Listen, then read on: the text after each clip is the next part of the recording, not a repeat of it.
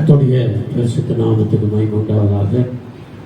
இந்த காலவேளையிலே தேவனை ஆராதிக்கும்படி நாம் எல்லாரும் தலைகளை வணங்கி கர்த்தரை நோக்கி பார்ப்போம்.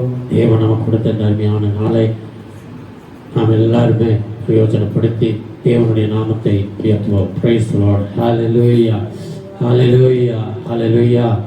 மகா இரக்கமும் கிருபை நிறைந்த எங்கள் பரலோகத்தின் நல்ல கர்த்தாவே, வானாதி வானங்களில் வீற்றிருக்கிற எங்கள் சிவாதிபதியே, இயேசு கிறிஸ்துவின் மொழியேறப்பட்ட நாமத்தில் இந்த கால வழியில் நம்முடைய திருப்பாதத்தில் வந்து சபையாக சேர்ந்து நம்மை ஆராதிக்க இயேசு கிறிஸ்து நாமத்தில் இந்த அருமையான சபைக்கத்தை கொடுத்திருக்கு. நன்றி அப்பா. ஏசப்பா, இதோ இந்த நாட்களிலே சபைகள் திறக்கப்பட்டு நாங்கள் எல்லாரும் ஒன்று சேர்ந்து ஆராதிக்கும்படி இந்த அருமையான தருணத்தை நாங்கள் பிரயோஜனப்படுத்த ஆண்டவரே, இந்த நாளிலே நாங்கள் தொடர்ந்து உடைய நாமத்தை உயர்த்த மகிமைப்படுத்த கர்த்தர் கிருபை தரும்படி சுபிக்கிறையா. இயேசுவின் நாமத்தை உயர்த்துவதும் இயேசுவின் நாமத்தை பிரஸ்தாபப்படுத்துவதும் இயேசுவின் நாமத்தை நாங்கள் ஆராதனை மூலம் மகிமைப்படுத்துவதும் தான் அப்பா எங்கள் மேல் விழுந்த பெரிய கடமை. அதற்காய் ஸ்தோத்திரம். இந்த ஜனத்தை அதற்காகத்தான் தெரிந்து கொண்டேன் என்று சொன்னீரே. உண்மை நாங்கள் ஆராதிக்கும்படி இந்த கால வேளையில் வந்திருக்கிறோம். இயேசுவின் நாமத்தில் எங்களை ஒப்பு கொடுக்கிறப்பா. இந்த ஆராதனையை பரலோகத்தின் தேவன் பொறுப்படுத்தி நடத்துங்க. இயேசுவே, ஆண்டவரே ஸ்தோத்திரம். ஆராதனை நடத்துகிற உடைய பிள்ளைக்காய் ஸ்தோத்திரம். ஆண்டவரே, பாடல் பாடுகிற உடைய பிள்ளைகளுக்காக, இசைக்கிறை வாசிக்கிறவர்களுக்காய் ஸ்தோத்திரம். ஆராதிக்கிற சபை பிள்ளைகளுக்காய் நன்றி அப்பா.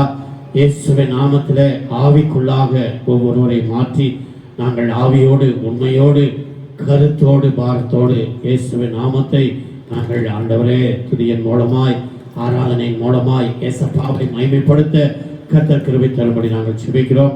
மற்ற அருமையான நம்முடைய பிள்ளைகளுக்காய் ஸ்தோத்திரம். இன்னும் வர வேண்டிய எல்லா பிள்ளைகளையும் கர்த்தர் கொண்டு வாங்கப்பா. ஏசப்பா ஸ்தோத்திரம். தடைகளை எல்லாம் மாற்றுங்க. பிரயாணத்தில் இருக்கிற பிள்ளைகளை பிரயாணத்தை வாய்க்க பண்ணி கொண்டு வாங்க இயேசுவே. ஆண்டவரே, இந்த நாட்களிலே ஆலயம் திறக்கப்பட்டிருக்கிறபடினால் எங்களுடைய சபையின் பிள்ளைகள் இந்த நாட்களை பிரயோஜனப்படுத்த கர்த்தர் உதவி செய்யுங்க. யாரும் இந்த நாளை ஏனோ தானம் என்று நினைக்காதபடி ஒரு பாரத்தோடு தாகத்தோடு ஆண்டவருடைய பாதத்தில் வந்து இந்த நாளிலே நாங்கள் எல்லாரும் சேர்ந்து சபையாக சேர்ந்து ஆராதிக்கும்படி கர்த்தர் கிருபை தந்திருக்கு ஸ்தோத்திரம்.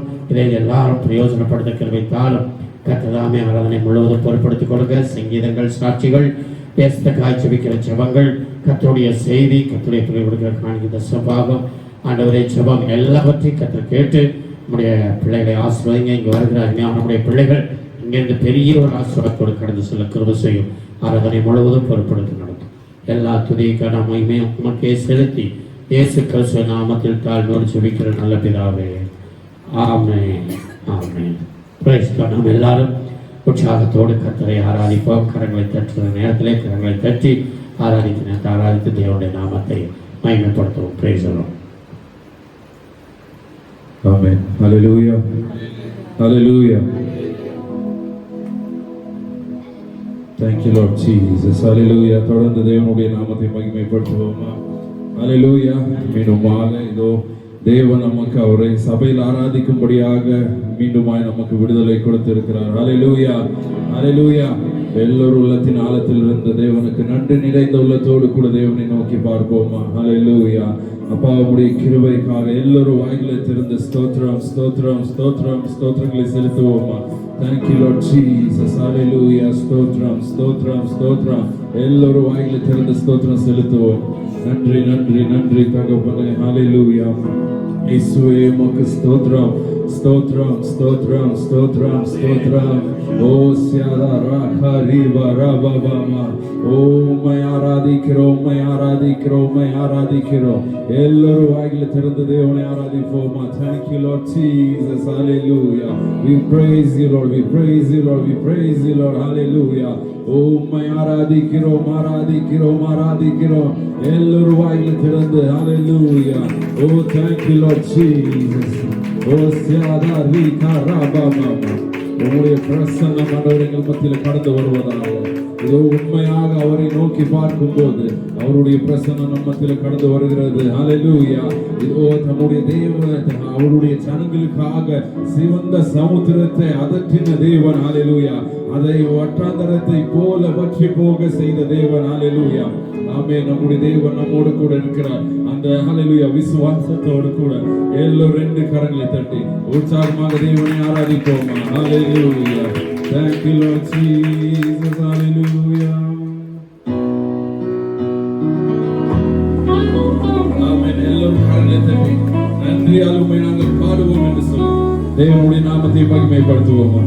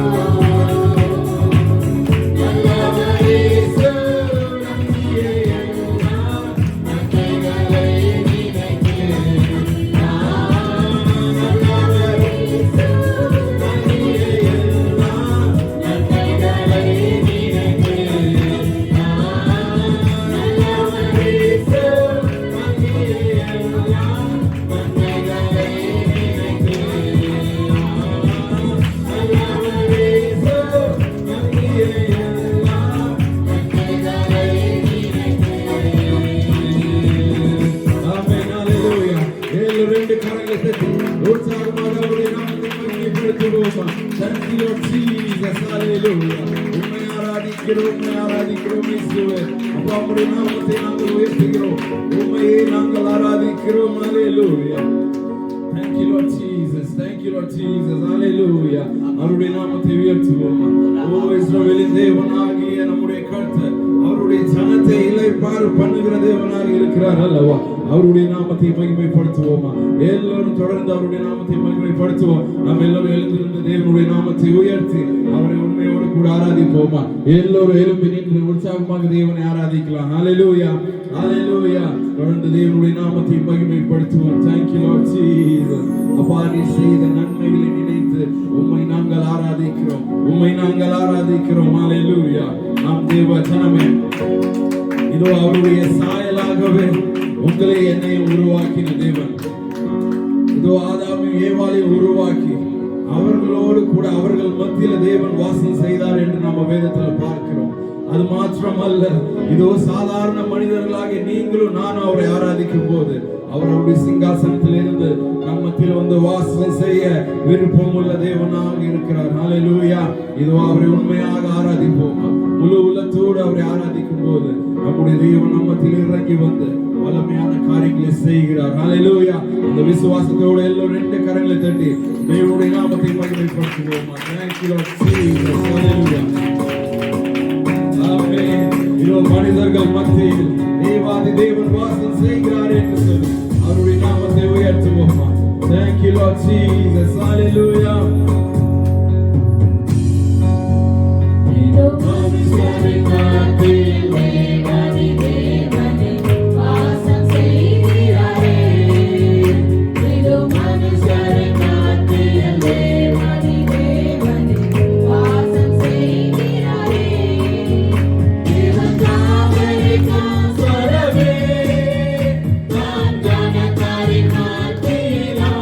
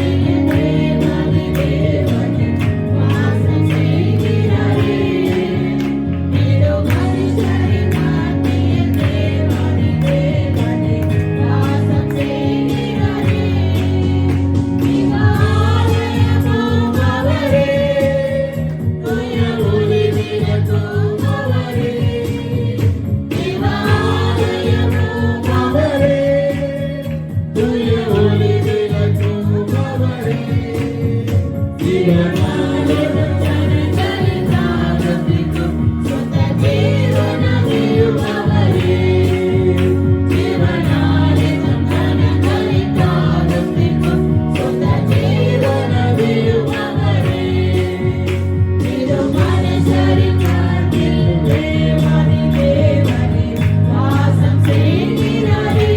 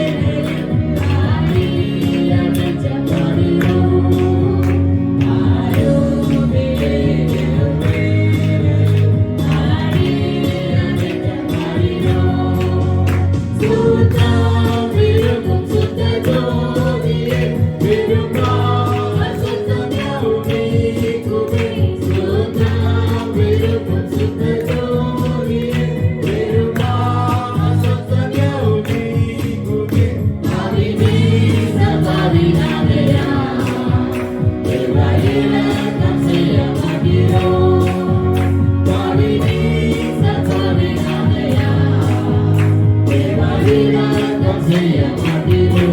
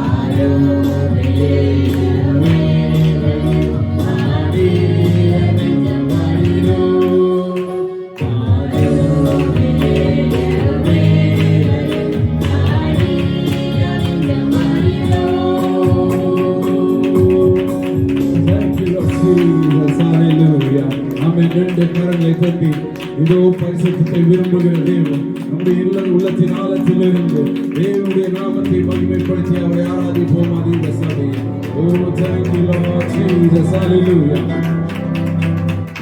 நாங்கள் ஆராதிக்கிறோம், உண்மை ஆராதிக்கிறோம் ஆண்டவரே. அப்போ அப்படி கிருபையில இந்த நாள் நாங்கள் ஒன்றும் இல்லை, எல்லாரும் வாயில திறந்து அவரை ஆராதிப்போம். Oh, thank you, Lord Jesus. Hallelujah. உங்க கிருபை ஆண்டவரே, எங்களை ஆண்டவரே இதோ நிர்மூலமாகாமல் காத்து வழி நடத்துவது உங்களுடைய கிருபை. Hallelujah. Oh, சியாரா கரிபா பாபா. Thank you, Lord Jesus. Hallelujah.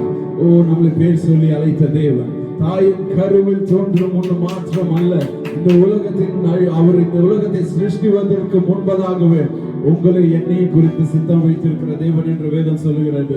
அல்லேலூயா.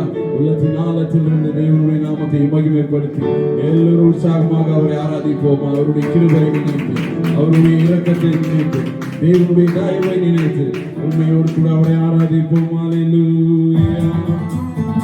ஆமென். தேவ கிருபையினால் எல்லோரும் கரங்களை தட்டி தேவனை ஆராதிப்போம். Thank you, Lord Jesus. Hallelujah.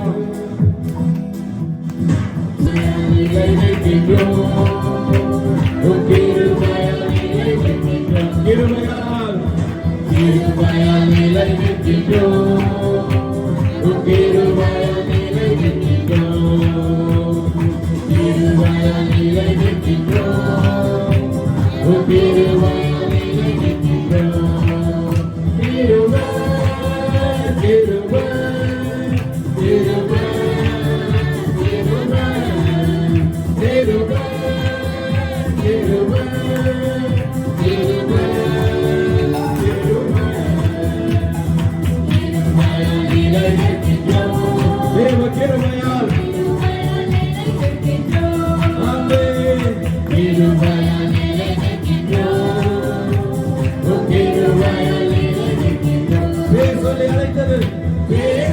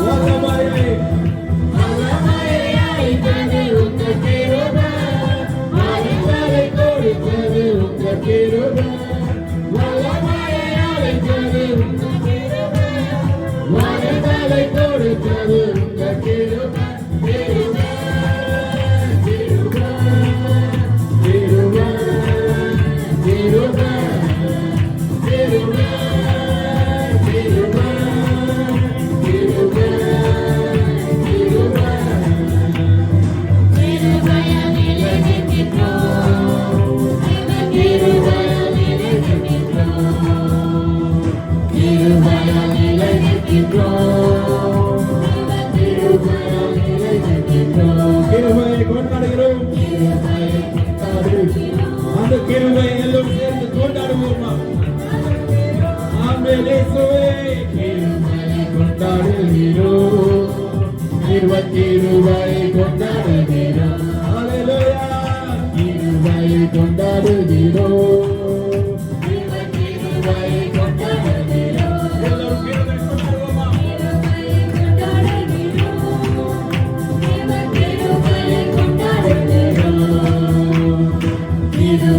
கொண்டாடுகிறோம், கிருபை கொண்டாடுகிறோம். கிருபையால் நிலைநிற்கிறோம், கிருபையால் நிலைநிற்கிறோம். சேர்ந்து சொல்லுவோமா? கிருபையால் நிலைநிற்கிறோம், கிருபையால் நிலைநிற்கிறோம். Hallelujah. Oh, thank you, Lord Jesus. ஆமென். இயேசுவே, உம்முடைய கிருபையை நாங்கள் கொண்டாடுகிறோம் தகப்பனே. உம்முடைய கிருபையை நாங்கள் கொண்டாடுகிறோம். ஹல்லேலூயா. அளவில்லாத அன்பினால் எங்களை அணைத்து எங்களை ஆற்றி தேற்றி வழி நடத்துகிற அந்த கிருபையை நாங்கள் கொண்டாடுகிறோம் ஆண்டவரே. அப்பா, பிசாசின் கண்ணிகளில் இருந்து எங்களுக்கு விடுதலை தந்த அந்த கிருபையை நாங்கள் கொண்டாடுகிறோம் ஆண்டவரே. எங்களுக்கு வரங்களை கொடுத்து அந்த வல்லமை எங்களுக்கு அளித்ததினாலே உம்முடைய கிருபையை நாங்கள் கொண்டாடுகிறோம். ஹல்லேலூயா. எல்லோரும் ஹல்லேலூயா சத்தத்தை உயர்த்தி தேவனுடைய நாமத்தை மகிமைப்படுத்துவோமா?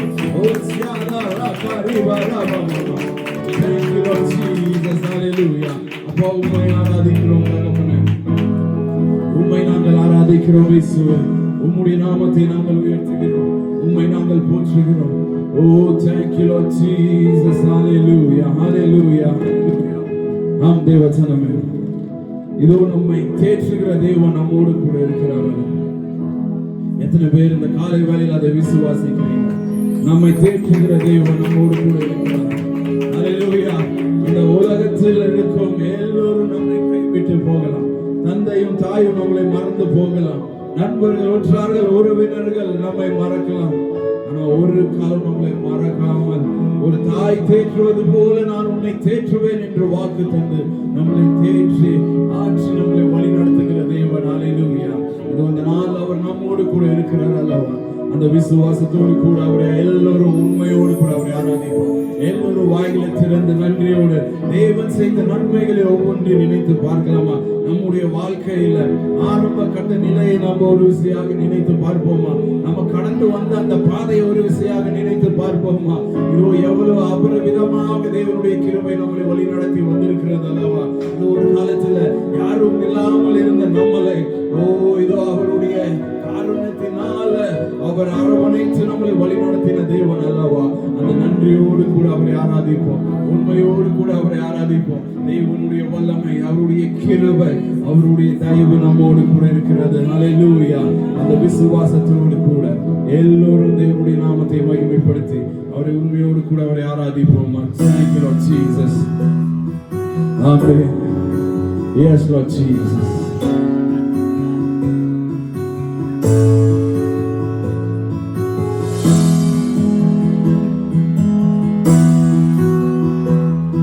आइए अब सब मिलकर उसके नाम की महिमा करें, उसकी आराधना करें. Jesus.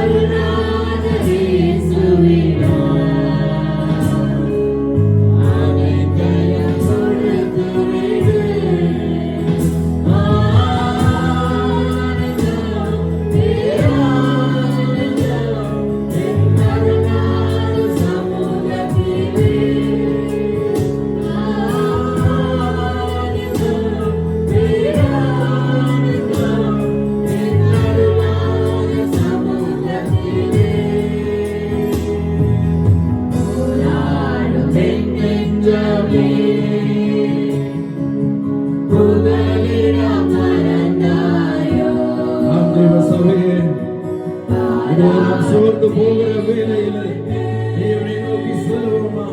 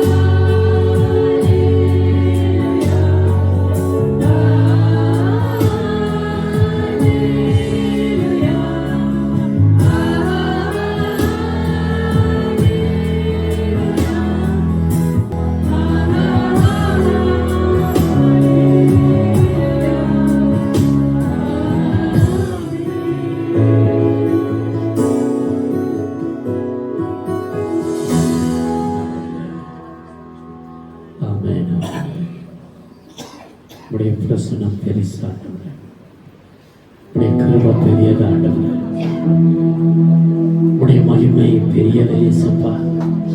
நீ பெரியவர். அருமையான தேவ சபையே, போராடுகிற ஒவ்வொருவருக்கும் புகலிடம் கொடுக்கிற தேவன் நம்முடைய தேவன். நாம் எந்த விதத்திலும் மனம் நொந்தோ, மனம் சோர்ந்தோ, வேதனைப்படுத்தோ நாம் எதற்குமே கவலைப்பட்டு கலங்க வேண்டிய அவசியம் இல்லை. நம்முடைய தேவனாகிய கர்த்தர் எல்லாவற்றையும் அவர் இந்த பூமியிலே வந்து மன அவதாரம் எடுத்து அவர் எல்லாவற்றையும் சகித்து செய்து காண்பித்து உங்களுக்கும் எனக்கும் எல்லாவற்றையும் அவர் சிலுவையிலே வெற்றி சிறந்திருக்கிறார். Praise the Lord. Hallelujah. நீங்கள் நானும் இந்த உலகத்திலே எதை குறித்து நாம் கவலைப்பட வேண்டிய அவசியம் இல்லை. எந்த சூழ்நிலையிலும் நம்முடைய தேவன் நம்மை அற்புதமாய் பாதுகாக்கிறவர், நம்மை அதிசயமாய் வழி நடத்துகிறவர். அவரை போல ஒரு தேவன் இந்த உலகத்திலே இல்லை. தேவ பிள்ளைகளே, அவரை நீங்களும் நானும் தேவனாய், தெய்வமாய், இரட்சகராய், மீட்பராய் கொண்டிருப்பது எவ்வளவு பெரிய பாக்கியம் என்பதை தயவு செய்து நாம் மறந்து விடவே வேண்டாம். நம்முடைய தேவன் எல்லா நாமத்திற்கு மேலான நாமம் உடையவர். அவர் நம்மை ஒருபோதும் கைவிடவும் மாட்டார், ஒருபோதும் விட்டு விலகவும் மாட்டார். Praise the Lord. Hallelujah. எல்லா சூழ்நிலையிலும் நமக்கு வருகிற போராட்டங்கள், நமக்கு வருகிற கஷ்டங்கள், நமக்கு வருகிற அவமானங்கள், நிந்தனைகள், வேதனைகள், வியாதிகள், பசி, பட்டினி எல்லாவற்றிலிருந்து நம்முடைய தேவனாகிய கர்த்தர் நமக்கு விடுதலையும் ஜெயத்தையும் ஆசீர்வாதத்தையும் கொடுத்து நம்மை அற்புதமாய் நடத்துகிறவர். இந்த கால வேளையில நீங்கள் நானும் அவரை உள்ளத்திலிருந்து ஆராதனை செய்து உள்ளத்திலிருந்து அவருக்கு ஸ்தோத்திர பலிகளை நாம் ஏறெடுத்தபடியினால் அவர் துதிகளின் மத்தியில் வாசம் பண்ணுகிற தேவன் இந்த கால வழியிலே நம் மத்தியிலே அவர் வந்திருக்கிறார். அதனால் அருமையான தேவ பிள்ளைகளே, நம்மளுடைய சமூகத்திலே நம்மை தாழ்த்தி ஒப்பு கொடுப்போம். தொடர்ந்து அவருடைய நாமத்தை நாம் எல்லாரும் மகிமைப்படுத்தும்படியாக நாம் எல்லாரும் ஆண்டவருடைய சமூகத்தில் நம்மை தாழ்த்துவோம். தொடர்ந்து கர்த்தர் சங்கீதங்களை, சாட்சிகளை, தேசத்துக்காய் ஜெபிக்கிற ஜெபங்கள், கர்த்தருடைய பிள்ளைகள் கொடுக்கிற காணிக்கைத்த சோபாங்கள், கர்த்தருடைய செய்தி எல்லாவற்றையும் கர்த்தர் நமக்கு ஆசீர்வாதம் தரும்படி நாம் கர்த்தரை நோக்கி ஜெபிக்கலாம். நம்ம இருக்கிற அருமையான சகோதரி எலிசபெத் எரேமியா அவர்கள் நம்மை ஜெபத்திலே வழி நடத்துவார். ஹalleluya. அப்பா துதிக்கிறோமே, ஆராதிக்கிற கர்த்தாவே, மேலவெல்லாம் யோசிக்கிறோம் பிதாவே. இந்த காலை நேரத்துல கர்த்தாவே, உடைய சமூகத்தை நேராக கர்த்தாவே, அப்பா நாங்க சபையாக உங்களை துதிக்கிறோமே, ஆராதிக்கிறோமே, மகிமைப்படுத்துகிற கர்த்தாவே. மட்டுமாக நீங்க செய்து வந்த கிருபைக்காக நாங்க நன்றி செலுத்துகிற கர்த்தாவே. நீங்க செய்த நன்மைகள் எல்லாம் நினைத்து நாங்க துதிக்கிறோம், ஆராதிக்கிறோமே, மகிமைப்படுத்துகிற கர்த்தாவே.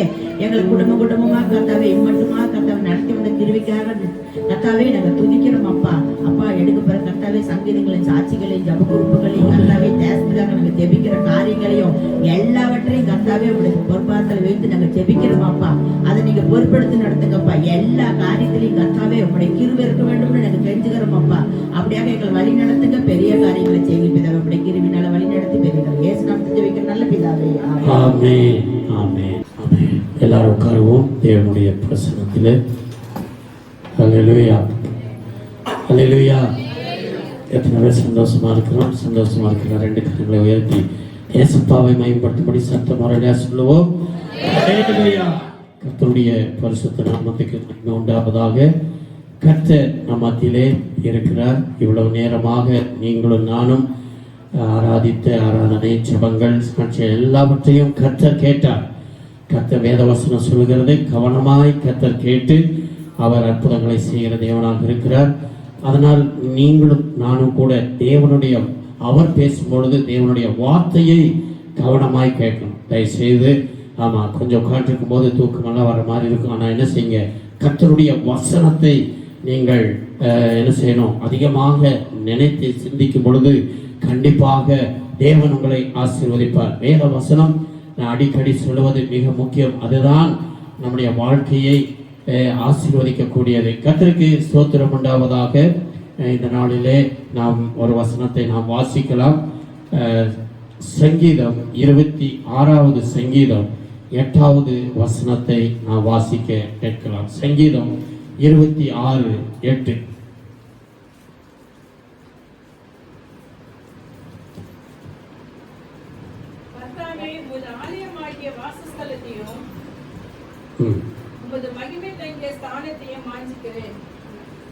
கர்த்தருக்கு மகிமை உண்டாவதாக. இங்கே நாம் வாசிக்கிறோம், கர்த்தருடைய ஆலயத்தின் மேல் வாஞ்சியாய் இருக்கிறேன். அருமையான தேவ சபையே, நாம் கடந்த போன வாரத்திலே தேவனுடைய பிள்ளைகள் இந்த கடைசி நாட்களிலே, ஆண்டவருடைய வருகை நாட்களிலே, கர்த்தர் நம்மை சந்திக்கிற நாட்களிலே நீங்களும் நானும் எப்படிப்பட்ட காரியத்திலே வாஞ்சையாய் இருக்க வேண்டும் என்பதை குறித்து தேவனாகிய கர்த்தர் கடந்த நாளிலே அடிமைக்கு வேத வசனத்தை வாசித்துக் கொண்டிருக்கும் போது அநேக காரியங்களை வெளிப்படுத்தினார்.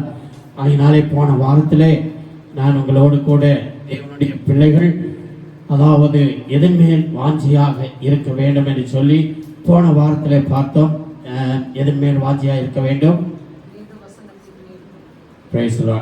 தேவனுடைய வசனத்திலே வாஞ்சியாய் இருக்க வேண்டும் என்று சொல்லி நம்ம என்ன செய்ய கேட்டா ஏசாயா 26:8வது வசனமும் 9வது வசனத்தையும் வாசிக்கும் போது தீர்க்கதரிசி சொல்லுகிறார், என் ஆத்துமா என்ன எப்படி கேட்டீங்கன்னா தேவனுடைய அந்த வசனத்தை வேணா நீங்க வாசிங்கன்னு ஒரு சிலர் வரல.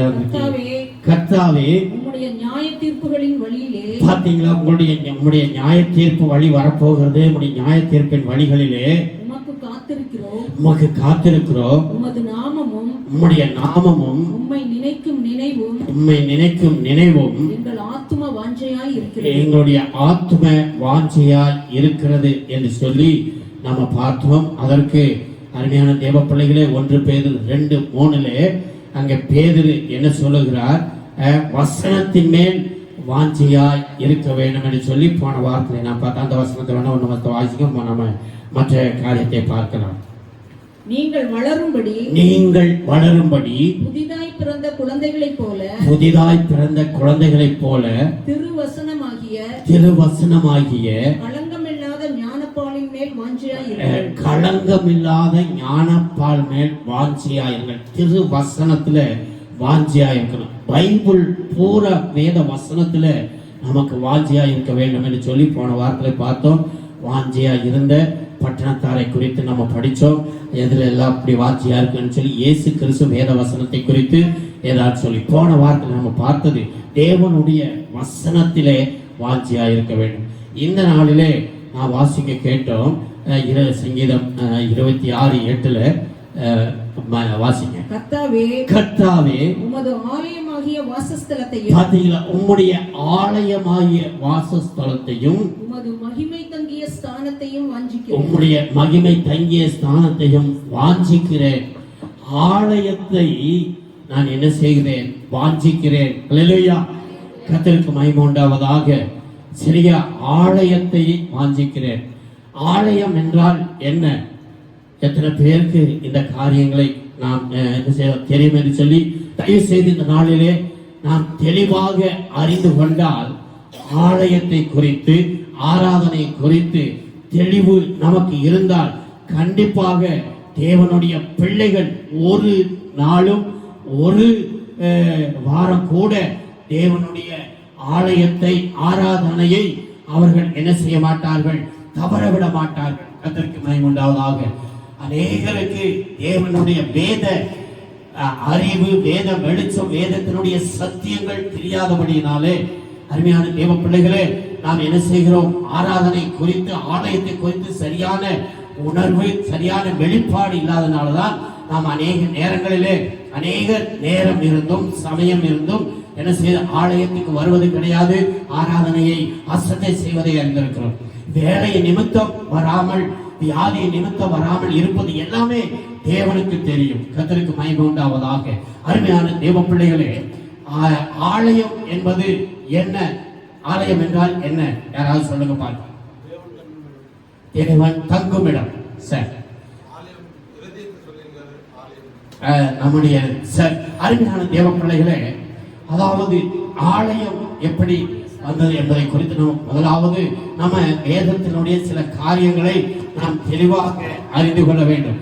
அருமையான தேவ பிள்ளைகளே, ஆலயம் என்பது நீங்க பழைய ஏற்பாட்டில் பார்க்கும் பொழுது தேவனாகிய கர்த்தர் என்னன்னு கேட்டா, முதலாவது என்ன சில ஆலயத்தை கட்ட, ஆலயத்திலே அவர் வாசம் பண்ணவில்லை, ஆசரிப்பு கூடாரத்தில் வாசம் பண்ணினார். கர்த்தருக்கு மகிமை உண்டாவதாக.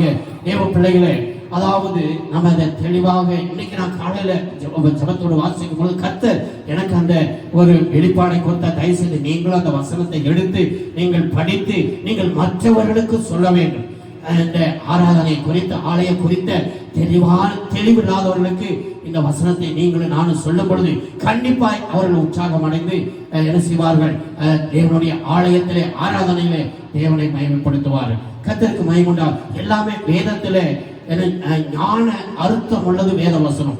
இந்த பைபிள் வந்து ஏதோ சும்மா கதை அல்ல, ஏதோ ஸ்டோரி அல்ல, ஏதோ வந்து எழுதி கொடுத்துட்டான்னு சொல்லி அல்ல.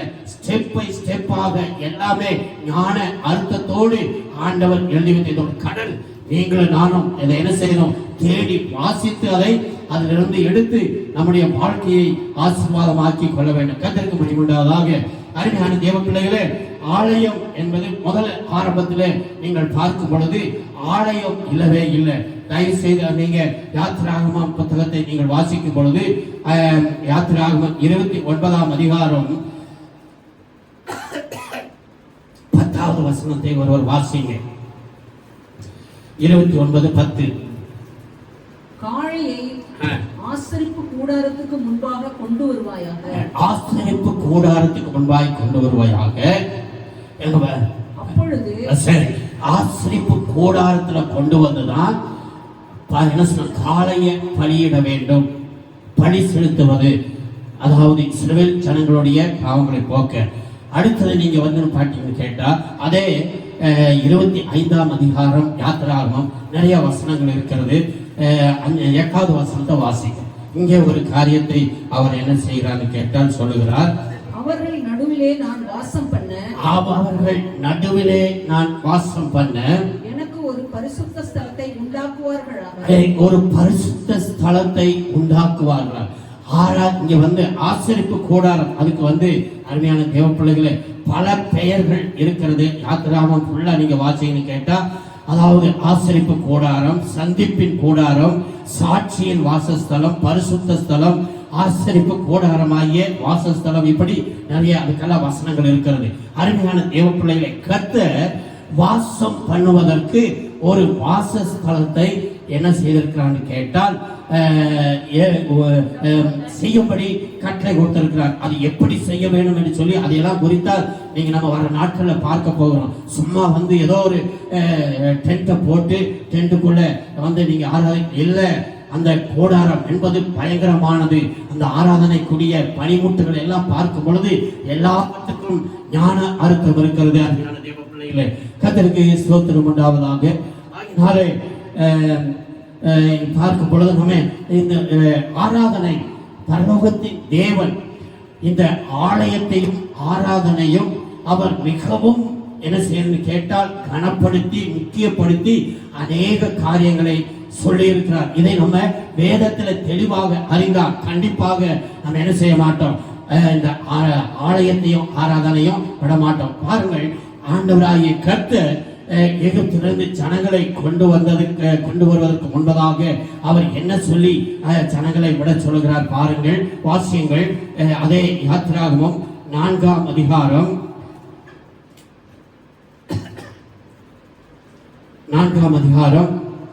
22வது வசனமும் 23வது வசனம் வாசிங்க.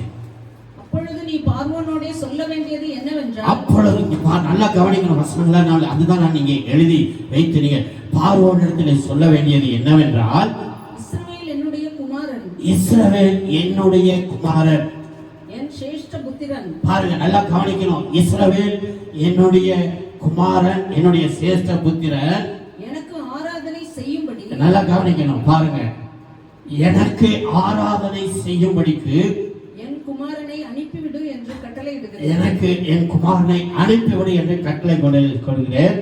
அவனை விடமாட்டேன் என்பாயாகில், நீ விடமாட்டேன் என்பாயாகில், நான் உன்னுடைய குமாரனை, நான் எகிப்தில் இருக்கிற உன்னுடைய குமாரனாகிய தலைச்சன் பிள்ளைகளை, உன் சிரேஷ்ட புத்திரனை, உன் சிரேஷ்ட புத்திரனை சங்கரிப்பேன் என்று கர்த்தர் சொன்னார் என்று சொல்லென்றார். சங்கரிப்பேன், அழிப்பேன் என்று சொல்லி கர்த்தர் சொல்கிறார் என்று சொல். என் ஜனங்களை ஆராதிக்க விட வேண்டும். அருமையான தேவ பிள்ளைகளே, தேவன் இஸ்ரவேல் ஜனங்களை என்ன செய்தான்னு கேட்டால் தேவனை ஆராதிக்கும்படி என்ன செய்கிற விட வேண்டும். ஆராதிக்கும்படியாகத்தான் உங்களையும் என்னையும் கர்த்தர் என்ன செய்திருக்கிறார் என்று கேட்டால் ரட்சித்திருக்கிறார். தேவ பிள்ளைகளை இதை அறிந்து கொள்ள வேண்டும். ஏசாயா 43:21 வாசிக்கலாம். ஏசாயா 43:21. இந்த ஜனத்தை எனக்கென்று ஏற்படுத்தினேன், இந்த ஜனத்தை எனக்கென்று ஏற்படுத்தினேன், இவர்கள் என் துதியை சொல்லி வருவார்கள், இவர்கள் என் துதியை சொல்லி வருவார்கள். தேவ பிள்ளைகளே, அதாவது இது ஏன் இது ரெண்டு ஏன் முக்கியம்னு கேட்டா, இந்த ரெண்டு பதவியில இருந்த இந்த லூசியப்பர் என்ன பண்ணிட்டான்னு கேட்டா, ஆண்டவர் சிருஷ்டித்த ஆதாம் ஏவாளை வஞ்சித்து இந்த ரெண்டு காரியத்தை தேவன் என்ன செய்யணும், தேவனுக்கு யாரும் செலுத்த கூடாது, ஆராதிக்க கூடாது, ஆலயத்துக்கு போக கூடாது என்று சொல்லித்தான் பிசாசின் வஞ்சகம். விசுவாசிகள் தெளிவா புரிஞ்சுக்குங்க. இன்னைக்கு காலையில நான் இதை வாசிக்கும் பொழுது அப்படியே அப்படியே உணர்ந்துருச்சு. ஆண்டவர் எவ்வளவு மகிமையான தெய்வத்தை ஆராதனை செய்வது. இன்னைக்கு உலக பிரகாரமான காரியங்களுக்கு எத்தனையோ காரியங்களுக்கு இன்னைக்கு எத்தனை பேர் உண்மையாக வேலைக்கு போனவர்கள் இருக்கிறார்கள். ஆனால் எத்தனை பேர் வீட்டுல என்ன சமயம் இருந்தும் நேரம் இருந்தும் இன்னைக்கு ஆலயத்துக்கு வராமல் ஆராதனைக்கு வராமல் இருக்கிறார்கள் என்பதை தேவன் பார்த்து கொண்டிருக்கிறார். தேவ பிள்ளைகளை, ஆகையினால் இந்த ஆலயம் ஆராதனை எவ்வளவு முக்கியம் என்பதை நீங்கள் நானும் தெளிவாக அறிந்து கொள்ள வேண்டும். ஆண்டவர் அங்கே பழைய ஏற்பாட்டிலே என்னுடைய புத்திரர்கள் என்னுடைய குமாரன் சிரேஷ்ட புத்திரன் என்னை ஆராதிக்க விடு என்று சொன்னார். ஆனால் புதிய ஏற்பாட்டிலே ஏசப்பா என்ன சொல்லுகிறார் தெரியுங்களா? வாசியுங்கள். யோவான் எழுதின சுவிசேஷம் 13ஆம் அதிகாரம்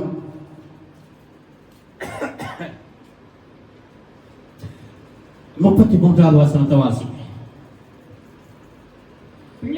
பிள்ளைகளே இன்னும் கொஞ்சம் காலம் நான் உங்களுடனே கூட இருப்பேன். இங்கே சொல்றார், பிள்ளைகளே. உங்களை என்னை ஏசப்பா பார்த்து பிள்ளைகளே என்றார். நீங்க 21:5 வாசிங்கன்னா அதே இதுல அவங்க உயிர் தெழுந்த பிறகு எல்லாரும் போயிடுறாங்க. நான் மீன் பிடிக்க போறேன்னு சொல்லி பேதுரு. அப்போ ஆண்டவர் அங்க ஒண்ணும் பிடிக்கல. அங்க போய் என்ன சொல்றாரு பாருங்க. 21:5. இயேசு அவர்களை நோக்கி பிள்ளைகளே புசிக்கிறதற்கு ஏதாவது உங்களிடத்தில் உண்டா என்றார். புசிக்கிறதுக்கு ஏதாவது பிள்ளைகளே. அங்கே தேவன் என்ன செய்யற? குமாரனே புத்திரனே. எதற்கு? ஆராதனை செய்வதற்கு, ஆலயத்துக்கு வருவதற்கு, ஆண்டவருக்கு என்று ஊழியம் செய்வதற்கு. தேவ பிள்ளைகளை, உங்களை என்னையும் பிள்ளைகளை என்று கர்த்தர் உரிமையோடு அழைக்கிறார், உரிமையோடு கேட்கிறார். இன்னைக்கு இந்த வசனங்களை எல்லாம் நம்ம வாசிக்கும் போது உள்ள அதுக்குதான் வசனம் ரொம்ப முக்கியம். இந்த நாட்களிலே ஆண்டவர் என்னை அதிகமாக வசனத்தின் மூலமாகத்தான் நெருக்குகிறார். கர்த்தருக்கு மகிமை உண்டாகும். இந்த வசனத்தை நாம் எல்லாரும் தெளிவாக அறிந்து கொண்டால் கண்டிப்பாக தேவனை மகிமைப்படுத்துவோம். மனிதனை அல்ல, ஒரு பாஸ்டரை அல்ல, ஒரு மூப்பரை அல்ல, ஒரு குரூப்பை அல்ல. தேவ பிள்ளைகளே, இங்கே பார்க்கிறோம்.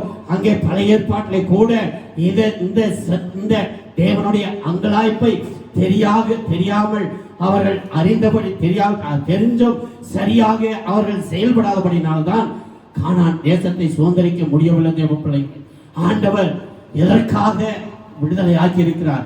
அவருக்கு ஆராதனை செய்ய, அவருடைய நாமத்தை மகிமைப்படுத்த.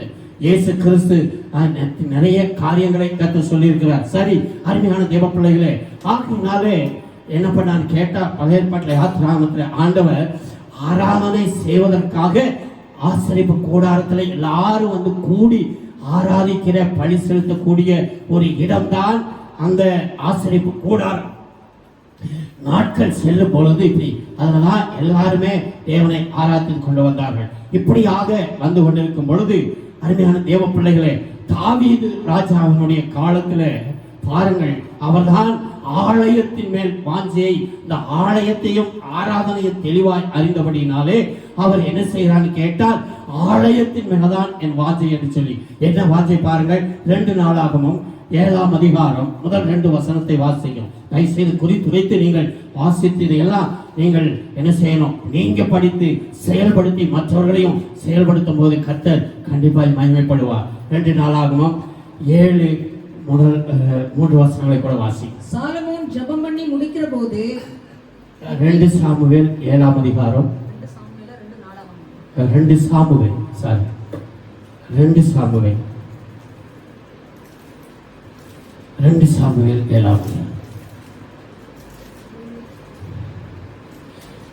சாமுவேல் 7ஆம் அதிகாரம். கர்த்தர் வாசி. கர்த்தர் ராஜாவை சுற்றிலும் இருந்த அவனுடைய எல்லா சத்துருக்களுக்கும் அவனை நீங்களாக்கி இளைப்பாற பண்ணின போது அவன் தன் வீட்டிலே வாசமாய் இருக்கையில், அவன் தன் வீட்டிலே, நல்லா கவனிங்க, அவன் தன் வீட்டிலே வாசமாய் இருக்கையில் ராஜா தீர்க்கதரிசியாகிய நாத்தானை நோக்கி பாரும், கேதுரு மரங்களால் செய்யப்பட்ட வீட்டிலே நான் வாசம் பண்ணும்போது என்ன பாருங்க. இந்த வசனத்தை நான் வாசிக்கும் போது என்ன ஒரு தாவீதை சும்மா ஆண்டவர் ஆசீர்வதிச்சில்ல. தீர்க்காயுசு. அருமையான தேவ பிள்ளைகளை பாருங்கள், கேதுரு மரங்களாலே செய்யப்பட்ட வீட்டிலே நான் வாசம் பண்ணும்போது தேவனுடைய பெட்டி திரைகளின் நடுவே வாசமாய் இருக்கிறதே என்றார். திரைக்கு நடுவே வாசமாய் இருக்கிறதே என்றார். அப்பொழுது நாத்தான் ராஜாவை நோக்கி, நீர் போய் உம்முடைய இருதயத்தில் உள்ளபடியெல்லாம் செய்யும் என்று சொல்ல. சரி, இங்கே இந்த சம்பவத்தை நம்ம தெளிவா அறிந்து கொள்வோம். அருமையான தேவ பிள்ளைகளே, அப்போ தாவீதினுடைய அங்கலாய் பாருங்கள்.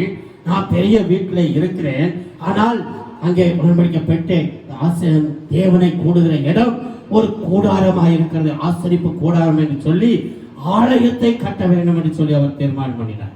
அப்பொழுதுதான் அங்கே ஆண்டவர் வந்து இவர் இப்படி இருக்கும்போது அவர் சொல்லிட்டாரு நாத்தான். ஆனால் ஆண்டவர் மறுபடியும் நாத்தானுக்கு தரிசனமாகி அவர் சொல்ல, நீ என்ன செய்ய மாட்டாய், எனக்கு ஆலயத்தை கட்ட மாட்டாய், காரணம் நீ யுத்தத்திலே அநேக ரத்தத்தை சிந்தியிருக்கிறபடினால் நீ கட்ட மாட்டாய், உன்னுடைய குமாரன் கட்டுவான் என்று சொல்லி சொல்லுகிறார். 1 ராஜாக்கள் 5ஆம் அதிகாரம் முதல் 5 வசனத்தை வாசிங்கள். 1 ராஜாக்கள் 5ஆம் அதிகாரம் முதல் 5 வசனங்கள். சாலமோனை அவனுடைய பிதாவின் ஸ்தானத்தில் ராஜாவாக அபிஷேகம் பண்ணினார்கள் என்று தீருவின் ராஜாவாகிய ஈராம் கேள்விப்பட்டு தன் ஊழியக்காரரை அவனிடத்தில் அனுப்பினான். ஈராம் தாவீதுக்கு சகல நாளும் சிநேகிதனாய் இருந்தான். அப்பொழுது சாலமோன் ஈராமிடத்தில் ஆட்களை அனுப்பி என் தகப்பனாகிய தாவீதின் சத்துருக்களை கர்த்தர் அவருடைய பாதங்களுக்கு கீழ்ப்படுத்தி விடுமளவும் அவர்கள் தம்மை சுற்றிலும் செய்கிற யுத்தத்தினால் அவர் நம்முடைய தேவனாகிய கர்த்தருடைய நாமத்திற்கு ஆலயத்தை கட்ட அவருக்கு இருந்தது என்று நீங்கள் அறிந்திருக்கிறீர்கள். ஆமா, அவரால் கூட ஆலயத்தை கட்ட. ஆனாலும் இப்பொழுதோ என் தேவனாகிய கர்த்தர் எங்கும் எனக்கு இளைப்பாறுதலை தந்தார். விரோதியும் இல்லை, இடையூறும் இல்லை. ஆகையால் நான் உன் ஸ்தானத்தில் உன் சிங்காசனத்தின் மேல் வைக்கும் உன் குமாரனே என் நாமத்திற்கு ஆலயத்தை கட்டுவான் என்று அப்போ ஆண்டவர் சொன்னார், உன்னுடைய குமாரன் தான் கட்டுவார் அப்படின்னு சொல்லி. அப்ப என்ன செய்யறான்னு கேட்டால் சாலமோன் கட்டுகிறார். எத்தனை வருஷமா கட்டி முடிக்கிறார் பாருங்க. 6வது அதிகாரம், சரிங்களா, கடைசி வசனத்தை வாசிக்கலாம். 6ஆம் அதிகாரம் 1 ராஜாக்கள் 11ஆம் வருஷம் பூல் என்னும் 8ஆம் மாதத்திலே அந்த ஆலயம் முழுவதும் சகல சட்ட சட்டத்தின்படியே ஒரு பங்கும் குறையாமல் கட்டி தீர்ந்தது. அவன் அதை கட்டி முடிக்க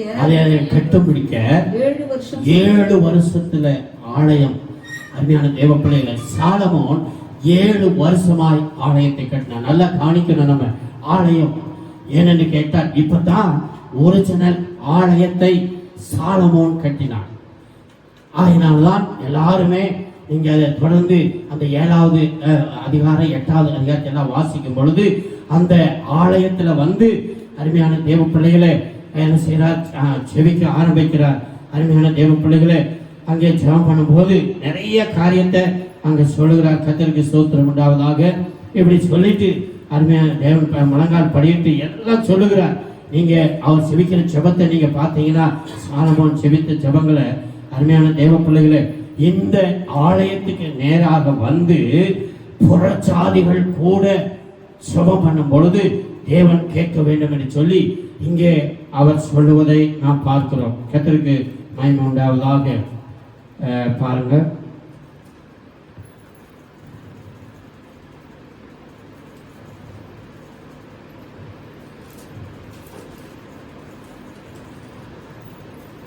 எட்டாம் அதிகாரம்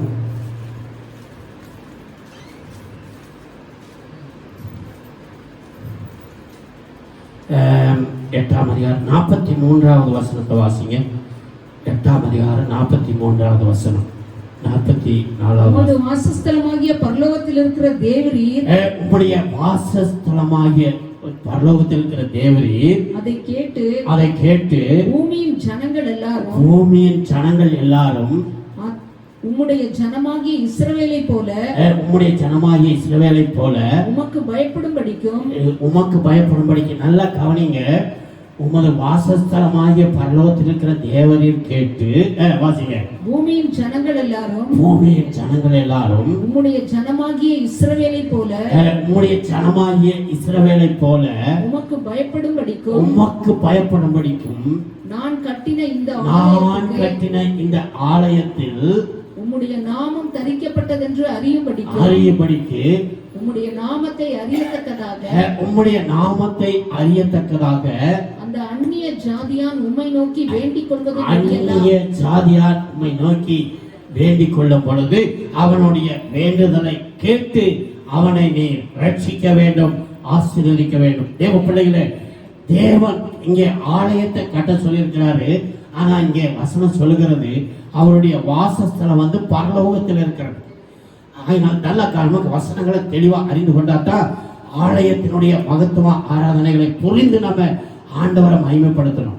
அருமையான தேவ பிள்ளைகள் எல்லாம் பண்ண முடியாது. இங்க பாருங்க, ஆண்டவர் சொல்றார், என்ன சொல்லிட்டார், வந்து அந்த ஆலயத்தில் வந்து அந்நிய ஜாதிகள் இது பண்ணும் போது வந்து கூட ஆண்டவரே நீ கேட்டு என்ன செய்ய கேட்டால் நீ வந்து பதில் கொடுத்து அவர்களையும் இஸ்ரவேல் ஜனங்களையும் எல்லாரையும் ஆசீர்வதிக்க வேண்டும் என்று சொல்லி கர்த்தருக்கு மகிமை உண்டாவதாக.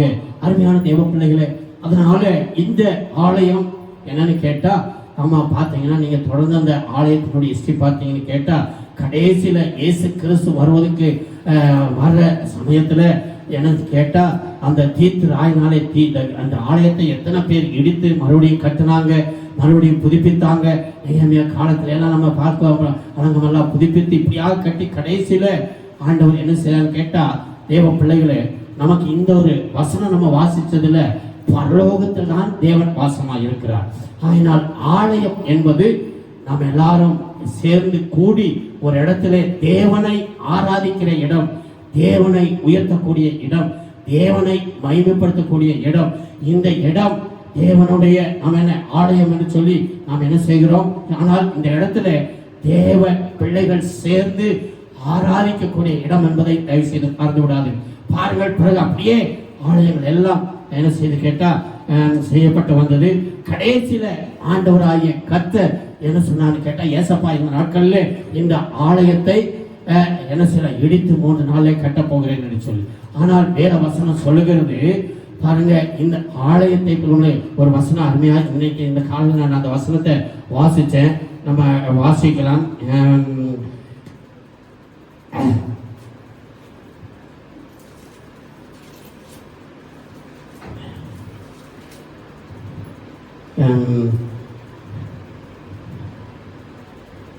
ஆண்டவர் வந்து மத்தேயு 12ஆம் அதிகாரம் 5வது வசனமும் 6வது வசனம் யாரு பாருங்க, இங்க சொல்லுங்க. நம்ம தொடர்ந்து மற்ற காரியத்தை பார்க்கலாம். மத்தேயு 12 5வது வசனமும், அன்றியும் ஓய்வு நாட்களில் ஆசாரியர்கள் தேவாலயத்தில் ஓய்ந்திராமல் ஓய்வு நாளை வேலை நாளாக்கினாலும் பாருங்க, ஓய்வு நாளை வேலை நாள் ஆக்கினாலும் குற்றமில்லாதிருக்கிறார்கள் என்று நீங்கள் வேதத்தில் வாசிக்கவில்லையா? தேவாலயத்திலும் பெரியவர் இங்கே இருக்கிறார் என்று உங்களுக்கு சொல்லுகிறேன். ஆமென். அல்லேலூயா. கரங்களை தட்டி கர்த்தர் ஸ்தோத்திரம் பண்ணுவோம். Praise the Lord. அல்லேலூயா. இங்கே சொல்லுகிற தேவாலயத்திலும் பெரியவர் இங்கே இருக்கிறார். கர்த்தருக்கு மகிமை உண்டாவதாக. அதனாலதான் அருமையான தேவ பிள்ளைகளே, அப்போஸ்தலனாகிய பவுல் சொல்லும் போது என்ன சொல்லிட்டான்னு கேட்டா, நீங்கள் 1 கொரிந்தியர் 6ஆம் அதிகாரம் 3ஆம் அதிகாரம் 16 17 எல்லாம் தெரிஞ்ச வசனம் தான். புரிஞ்சுங்க. இப்போ நீங்கள் தேவனுடைய ஆலயமா இப்போ கூடாரத்துல இருந்து ஆண்டவர் வாசம் பண்ணினார். பிறகு சாலமோன் கட்டின வாசஸ்தலத்தில் அவர் வாசம் பண்ணினார். பிறகு அந்த ஆலயத்துல என்ன செய்ய கேட்டா பிரயோஜனம், கர்த்தராகிய இயேசு கிறிஸ்து இந்த உலகத்திலே வந்த பிறகு அவரே ஆலயமாக எல்லாவற்றுக்கும் எல்லாமாக இருந்தபடினால் அப்போ அவர் பார்த்து உங்களை என்னை பார்த்து சொல்லிட்டார், நீங்களே தேவனுடைய ஆலயமாய் இருக்கிறீர்கள் என்றும் தேவனுடைய ஆவி உங்களில் வாசமாய் இருக்கிறார். நல்லா கவனிக்கணும். தேவனுடைய ஆவி உங்களில் வாசமாய் இருக்கிறது. நீங்கள் தேவனுடைய ஆலயம், நீங்க தான் ஆலயம். இந்த ஆலயத்திலே வாசமா இருக்கிற தேவ ஆவியானவரை, தேவனை ஆராதிக்கும்படிதான் நாம் எல்லாரும் ஒன்று கூட வேண்டும். அல்லேலூயா. கர்த்தருக்கு மகிமை உண்டாவதாக. அதுதான் தேவ பிள்ளைகளே. அது கடைசியில ஆண்டவர் என்ன சொல்லிட்டாருன்னு கேட்டால், நாம் எல்லாம் சபை என்று சொல்லி ஆண்டவர் இது பண்ணி எபிரேயர்ல நம்ம வாசிக்கிறோம். எபிரேயர் 10ஆம் அதிகாரம் 25வது வசனம் என்று நினைக்கிறேன். என்ன சொல்லி, சபை கூடி வருகிறதை சிலர் விட்டு விடுவது போல நீங்கள் விட்டு விடாதிருங்கள். அந்த வசனத்தை நம்ம வாசிக்கலாம். எபிரேயர் 10:25. சபை கூடி வருதலை சிலர் விட்டு விடுகிறது போல நாமும் விட்டு விடாமல். நல்ல கவனிங்க, சபை கூடி வருகிறதை சிலர் ஆலயத்துக்கு வருவதை, ஆராதனைக்கு வருவதை சிலர் விட்டு விடுகிறார்கள். நம்முடைய சபையில கூட நிறைய, அதனால நிறைய பேருக்கு இந்த லாக்டவுன் வந்தது பெரிய சந்தோஷமாயிடுச்சு. அதனால லாக்டவுன்ல சபைக்கு போக முடியாது, பாஸ்டர் யாரும் கேட்க மாட்டாங்கன்னு சொல்லி தேவ பிள்ளைகளை வேத வசனம் சொல்லுகிறது. சபை கூடி வருகிறதை சிலர் விட்டு விடுகிறது போல நாமும் விட்டு விடாமல் ஒருவருக்கு ஒரு புத்தி சொல்லுவோம். ஏன்னு கேட்டாதான் இன்னைக்கு ஆவியானவர் எனக்கு சொன்னார். நான் காலையில ஜெபிக்கும் போது ஆண்டவர் சொன்னாரு, இந்த வசனத்தை சொல்லி நம்முடைய பிள்ளைகள் எல்லாரும் மற்றவர்கள் இந்த ஆலயத்தை ஆராதனையிலே சரியாய் வராதவர்கள், பங்கு பெறாதவர்களுக்கு நீ என்ன செய்ய வேண்டும், இந்த வசனத்தை சொல்லணும்னு சொல்லி ஆவியானவர் வெளிப்படுத்தினார். தேவ பிள்ளைகளை புத்தி சொல்ல வேண்டும். நாளானது சமீபமாக இருக்கிறது. ஆண்டவருடைய வருகை சமீபமாக இருக்கிறது. தயவுசெய்து நீங்க யோசித்து பாருங்க. புரிஞ்சுதா? இப்போ அருமையான தேவ பிள்ளைகளே, ஆண்டவருடைய ஆலயத்திலே வாஞ்சியாய் இருக்கிறேன்னு தாவீது ஏன் சொன்னார் தெரியுமா? தொடர்ந்து அவருடைய காரியத்தை வாஞ்சியாய் இருந்தபடியினாலே எவ்வளவு காரியங்கள். புரிஞ்சுதா உங்களுக்கு? ஆலயம் ஆசிரியப்பு கூடாரத்தில் ஆரம்பித்து சாலமோன் கட்டினது வரைக்கும் பெரிய ஆலயமாய் வந்து, பிறகு கர்த்தராகிய இயேசு கிறிஸ்து தம்முடைய ரத்தத்தையும் தம்முடைய ஜீவனையும் கொடுத்து கடைசியில நீங்க தான், ஏன்னா என்னுடைய ஆவி உங்களில் வாசமாயும். அருமையான தேவ பிள்ளைகளை, அந்த நாட்களில சாலமோன் ஆலயத்தை கட்டி சொல்லும் பொழுது இந்த ஆலயத்துக்கு நேராக வந்து முழங்கால் படியிட்டு யார் என்ன கேட்டாலும் தேவரே கேட்டு இவர்களுக்கு பதில் கொடுக்க வேண்டும் என்று சொல்லி. ஆனால் இப்போ இயேசு கிறிஸ்து அந்த படிகளை எல்லாம், இதுதாங்க நியாயப்பிரமாண படிகளை எல்லாம் முறியடித்துட்டு அவர் தம்முடைய ரத்தத்தை கொடுத்து, அதான் வேதவசனம் சொல்லுகிறது, வெள்ளாட்டு கடாய் இளங்காலை இவையுடைய ரத்தத்தினாலே அல்ல, ஒரே ரத்தத்தினாலே மகா பரிசுத்த ஸ்தலத்திலே பிரவேசித்து நித்திய மீட்பை உண்டாக்கிட்டார். தேவ பிள்ளைகளை, ஆகினாலே பழைய பாட்டிலே ஆசிரியப்பு கூடாரத்துல வருஷத்துக்கு ஒரு தடவை தான் பிரதான ஆசிரியர், அதெல்லாம் நமக்கு தெரியும். ஆயத்தத்தோடு பலியை கொண்டு போய் ஜனங்களுக்காக பலி செலுத்துவார். ஆனால் நம்முடைய பிரதான ஆசிரியர் இயேசு கிறிஸ்து அவருடைய ரத்தத்தை கொடுத்து ஒரே தரம் பலியிட்டு என்ன செய்தான்னு கேட்டா நித்திய மீட்பை உண்டாக்கிட்டார். அதனால இயேசுவின் இந்த உயிர்த்தெழுந்தல் வல்லமையினாலதான் அவர் இங்க ஆலயத்திலும் அவர் தான் பெரியவர். இயேசு கிறிஸ்து பெரியவர். அந்த இயேசு கிறிஸ்துவை ஆராதிப்பதற்குத்தான் நீங்களும் நானும் இந்த இடத்துல இது வந்து ஆலயமாக நாம கருதி எல்லாரும் சபையாக கூடி இந்த இடத்துல வந்து தேவனை ஆராதிக்கிறோம் தேவ பிள்ளை. அதுக்காகத்தான் ஆண்டவர் உங்களை என்னை தெரிந்து கொண்டார். இந்த ஜனத்தை எனக்கு என்று ஏற்படுத்தினேன், என்னுடைய துதியை சொல்லி வருவார். என் பிள்ளைகளே, ஒன்றியவான சொல்லுகிறார், என் பிள்ளைகளே என்னை உயர்த்தி என்னை மகிமைப்படுத்தி என்னை பிரசாபப்படுத்துங்கள், நான் உங்களுக்குள் வாசமாய் இருக்கிறேன். புரியுதா உங்களுக்கு? தேவனுடைய ஆவியானவர் உங்களுக்குள்ளாக எனக்குள்ளாக நீங்களும் நானும் தேவனுடைய ஆலயமாய் இருக்கிறோம். தேவ பிள்ளைகளே, தயவு செய்து நம்ம இந்த காரியத்தை தெளிவாக அறிந்து கொண்டால் கண்டிப்பாக ஆராதனையை தவறவிடவே மாட்டோம், ஆலயத்துக்கு வருவதை தவறிவிடவே மாட்டோம்.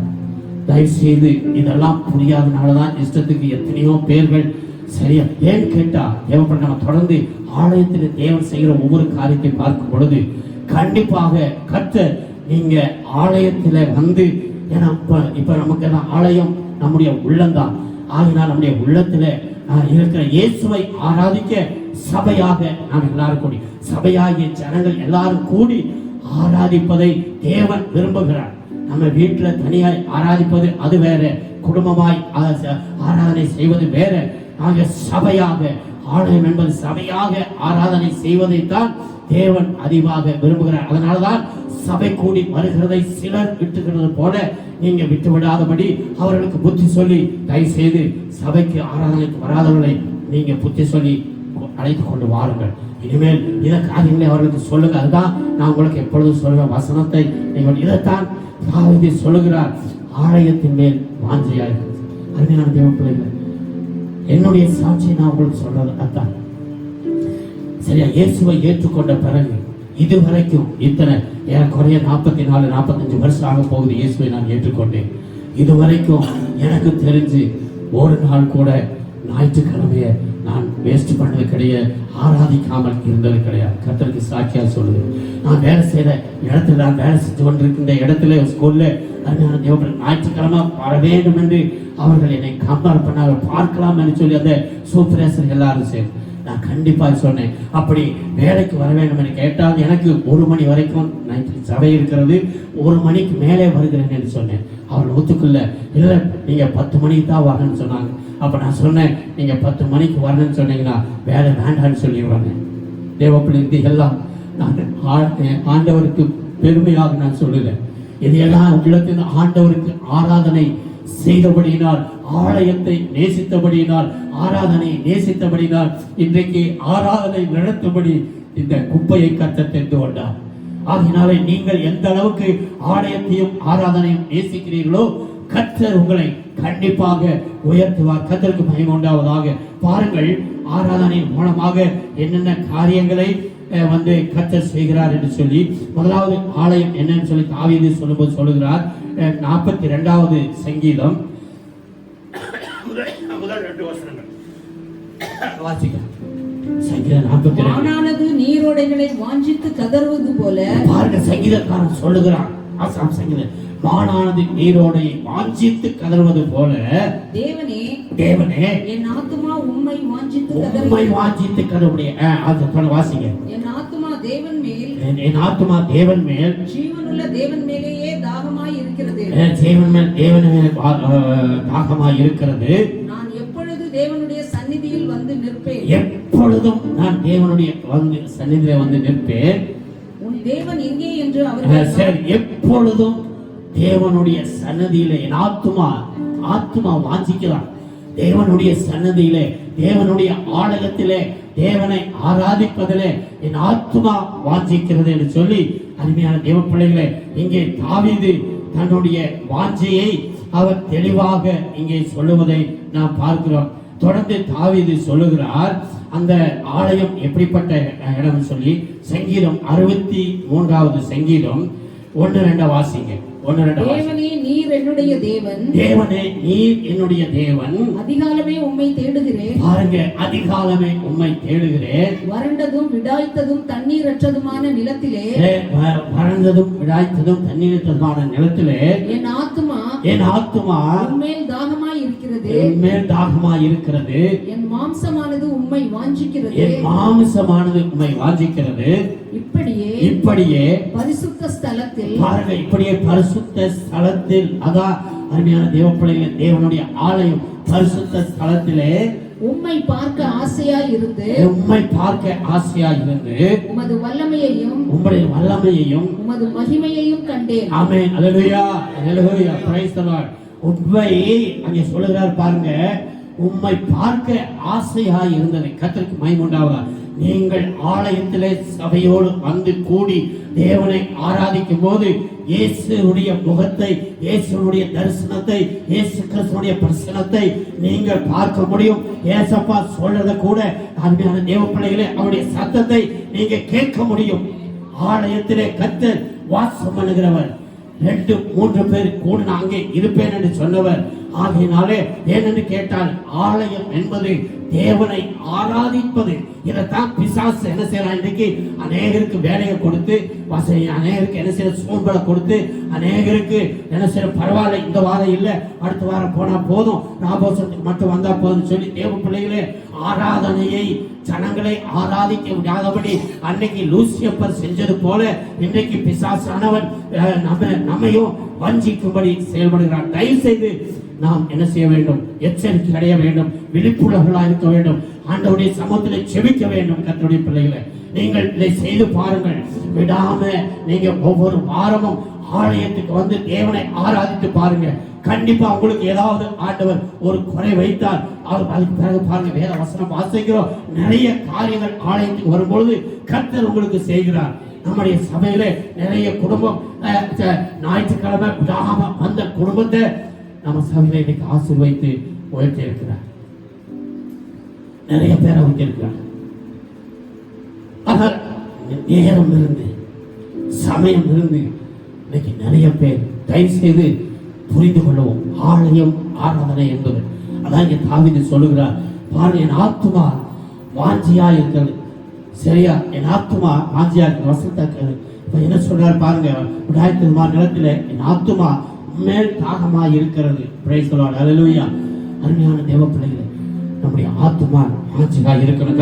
அதனாலதான் கர்த்தர் என்ன செய்தார்னு கேட்டா, கர்த்தர் அவரை ஆசீர்வதித்தார். இன்னொன்னு சொல்றாரு பாருங்க, 122 வாசிக்கும் போது ஆராதனைக்கு போலாம், ஆலயத்துக்கு போலான்னு சொன்னா என்ன விஷயத்தை சொல்றாரு, மனமகிழ்ச்சியாக. 122வது அதிகாரம் சங்கீதம் 122 1வது வசனத்துல சொல்றாரு பாருங்க, எழுதி வைத்துங்க. ஆலயத்துக்கு போவோம் வாருங்கள் என்று எனக்கு அவர்கள் சொன்ன போது, நல்லா காணிங்க, கர்த்தருடைய ஆலயத்துக்கு போவோம் வாருங்கள் என்று அவர்கள் சொன்ன போது மகிழ்ச்சியா இருந்தது. நீங்க சொல்லுங்க தேவ பிள்ளைகள், இனிமேல் ஆலயத்தை, ஆராதனையை, ஜெப கூட்டத்தை, சரியா, தயவு செய்து நீங்கள் வாலிபர்கள் வாலிப கூட்டத்தை நடக்க விடாதீங்க. கர்த்தர் உங்களை ஆசீர்வதிப்பார். கர்த்தர் உங்களை, இந்த கூட்டங்கள்லாம் சும்மா இல்லை. ஏனென்று கேட்டால், நீங்களும் நானும் கூடுவது, அருமையான தேவ பிள்ளைகளே, நீங்களும் நானும் எங்க ஜூம்ல எல்லாம் செய்வதில் கர்த்தர் பார்க்கிறார், அவர் வருகிறார். நம்ம வேற யாரையும் பேசுவதற்கு அல்ல, வேற யாரையும் சொல்லுவதற்கு அல்ல, அவருடைய பாதத்திலே காத்திருக்கிறதற்காகத்தான். ஆயினால்தான் சபை, ஆராதனை, கூட்டங்கள் அவருடைய நாமத்தை மகிமைப்படுத்த. இந்த அளவுக்கு நீங்க வரும் பொழுது உங்களோடு கர்த்தர் பேசுவார், உங்களோடு கர்த்தர் இடைபடுவார். இன்னைக்கு சபைக்கு வந்த உங்களுக்கு கண்டிப்பாக ஆவியானவர் சொல்லுகிறது, நீங்கள் பாக்கியம் உள்ளவர்கள். ஏனென்று கேட்டால், இதுவரைக்கும் ஆலயம், ஆராதனை ஒன்றும் தெரியாமல் இருந்தோம்.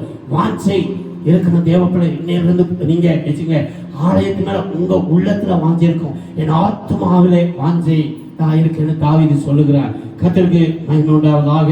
பாருங்க, தாவீதினுடைய அனுபவத்தை எல்லாம் பார்க்கும் பொழுது பயங்கரமா இருக்காரு. 18வது சங்கீதம் 6வது வசனத்துல சொல்றாரு பாருங்க, தாவீது சங்கீதம் 18:6, எனக்கு உண்டான நெருக்கத்திலே, எனக்கு உண்டான நெருக்கத்திலே கர்த்தரை நோக்கி கூப்பிட்டு, கர்த்தரை நோக்கி கூப்பிட்டு, என் தேவனை நோக்கி அபயமிட்டேன். இங்க பாருங்க, என் தேவனை நோக்கி அபயமிட்டேன்.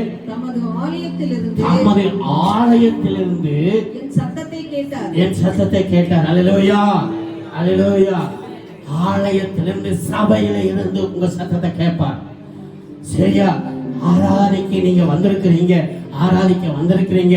இந்த ஆலயம், சபை கூடி வருதல், இதுல இருந்து உங்க சத்தத்தை கர்த்தர் கேட்டு உங்களுடைய பிரச்சனைய, உங்களுடைய கஷ்டத்தை, உங்களுடைய வியாதிய, உங்களுடைய எல்லா காரியத்தையும் இயேசுவின் நாமத்தில் நீக்கி நிர்மலமாக்குவார். அல்லேலூயா. இங்கே தாவீது அதைத்தான் சொல்லுகிறார். என்ன அழகா சொல்லுகிறார் பாருங்க. என் நெருக்கத்திலே, தாவீதுடைய நெருக்கெல்லாம் உங்களுக்கு தெரியும், எவ்வளவு கஷ்டப்பட்டார். சவுல் மூலமாக, மகன் மூலமாக, மற்ற புற தேசத்தார் ராஜாக்கள் மூலமாக.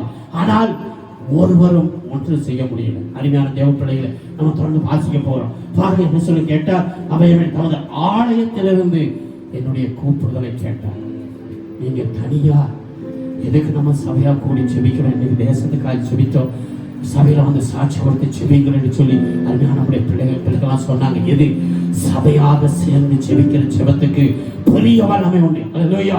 கர்த்தர் பெரிய காரியத்தை செய்ய சபையா. ஏனென்றா நம்ம வீட்டில் உட்காந்து நான் ஒருத்தன் தான் ஜெபம் பண்ணுவேன், நான் எல்லாரும் குடும்பத்துல ஒரு 4 பேர் ஜெபம் பண்ணுவோம். ஆனால் சபையில எல்லாரும் சேர்ந்து ஜெபிக்கும் பொழுது கண்டிப்பாக கர்த்தர் பெரிய காரியங்களை செய்கிறார். அதான் இங்கே சொல்லுகிறார். யோனா கூட சொல்லும் பொழுது, ஆலயத்தை குறித்து சொல்லும் போது சொல்லுகிறார். 2:7 வாசிக்கலாம். யோனா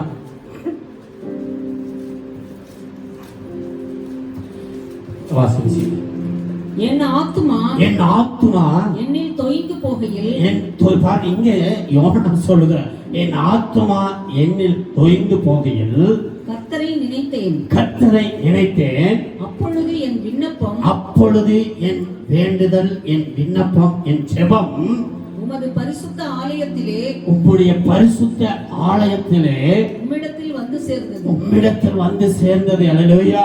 தேவ பிள்ளைகளே, சபையில நீங்க ஜெபிக்கும் பொழுது இங்க சொல்லுகிறார், ஆமா என்னன்னு கேட்ட, நான் தொய்ந்து போகையில், தோற்று போகையில், நான் கஷ்டப்படுகிற நேரத்தில், அவமானப்படுகையில், நான் ஒன்றுமே என்னால முடியல, ஐயோ நான் இதுல இருந்து கடன் பிரச்சனை, இப்படி எப்படி நான் நேரே வருவேன் என்று நான் தொய்ந்து போகையில் கர்த்தரை நினைத்தேன்.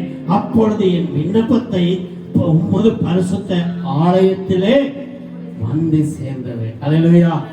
நீங்களும் நானும் தேவனுடைய ஆலயம். அதான் சபையாக கூடி ஆராதிக்கும் போது நம்முடைய தோய்த்து போகிற நம்மை கர்த்தர் கேட்டுவார். தயவுசெய்து நீங்க பாருங்க தேவ பிள்ளைகளை, நம்ம வீட்டில் 6 நாளும் எவ்வளவு பிரச்சனையாக இருக்கு. இந்த இடத்துல வந்து ஒரு 2 மணி நேரம், ஏன்னா ஒரு 2.5-3 மணி நேரம் நம்ம எதையாவது எந்த பிரச்சனையாவது நம்ம நினைக்கும்படி அல்லது யோசிக்கும்படி கர்த்தர் செய்வோம். இங்கே வந்த உடனேயே நம்முடைய காரியங்களை மாற்றி விடுகிறார், நம்முடைய வேதனைகளை மாற்றி விடுகிறார், நம்முடைய சிந்தனைகளை மாற்றி விடுகிறார். காரணம், இது தேவன் வாசம் பண்ணுகிற இடம். உங்களுக்குள்ளாக எனக்குள்ளாக நீங்களும் நானும் தேவனுடைய ஆலயமாக இருந்தாலும் சபையாக கூடி ஆராதிக்கிற அந்த வாஞ்சை உங்களுக்கு இருந்தால், சபையில போய் நான் ஆராதிப்பேன் என்கிற வாஞ்சை இருந்தால் கண்டிப்பாக கர்த்தர் உங்களை உயர்த்தி மேன்மைப்படுத்துவார். கர்த்தருக்கு மகிமை உண்டாவதா? ஆகினால்தான் அருமையான தேவ பிள்ளைகள், தாவீதினுடைய வாழ்க்கையை நீங்க பார்த்தீங்கன்னு கேட்டா என்ன சொன்னார் தெரியுங்களா? வாசிங்கள் 84வது சங்கீதம் 10வது வசனம். சிங்கக்குட்டிகள் தாழ்ச்சி அடைந்து பட்டினியாய் இருக்கும். 36 84 சாரி 84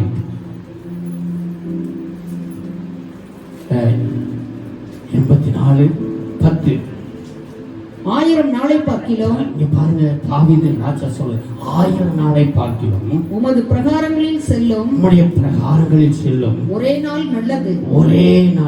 ஒரே நாள் வாரத்துல ஒரு நாள் நல்லது. ஆகாமிய கூடாரங்களில் வாசமாய் இருப்பதை பார்க்கிலும். துன்மார்க்கருடைய கூடாரங்களை துன்மார்க்கரோடு சேர்ந்து உலக பிரகாரமான 6 நாளும் வாசமாய் இருப்பதை பார்க்கிலும் என் தேவனுடைய ஆலயத்தின் வாசற்படியில் காத்திருப்பதையே தெரிந்து கொள்ளுங்கள். தாவீதை கர்த்தர் ஆசீர்வதிப்பதற்காக அவர் பாருங்க, அவரை போல ஒரு ராஜா அந்த வேதத்துல 39 ராஜாக்கள் யூத ஜனங்களையும் இஸ்ரவேல் ஜனங்களையும் 12 கோத்திரத்தை என்ன ஆட்சி செய்தார்கள். அதுல இந்த தாவீது ராஜாவை போல ஒருவரும் இல்லை, நீண்ட ஆயுசு இருந்ததும் இல்லை, அவரை போல தேவனுக்கு என்று செய்ததில்லை. பாருங்கள், நம்ம வாசிக்கிறோம் ஆலயத்தின் மேலே அந்த ஆண்டவருடைய அந்த உடன்படிக்கை மேலே எவ்வளவு வாஞ்சையா இருந்தார். அந்த உடன்படிக்கை திறந்து வரும் பொழுது அவர் என்ன செய்கிறாருங்க? சிங்காசனத்திலிருந்து எழுதி என்ன பண்ணாரு? நம்ம சாமுவேல்ல வாசிக்கிறோம். என்ன பண்றாரு கேட்டா, எழுந்து எப்படி என்ன செஞ்சாருங்க சொல்லுங்க, என்ன செஞ்சார்? எழுந்து உடன்படிக்கை வரும் பொழுது நடனம் பண்ணினார். அல்லேலூயா.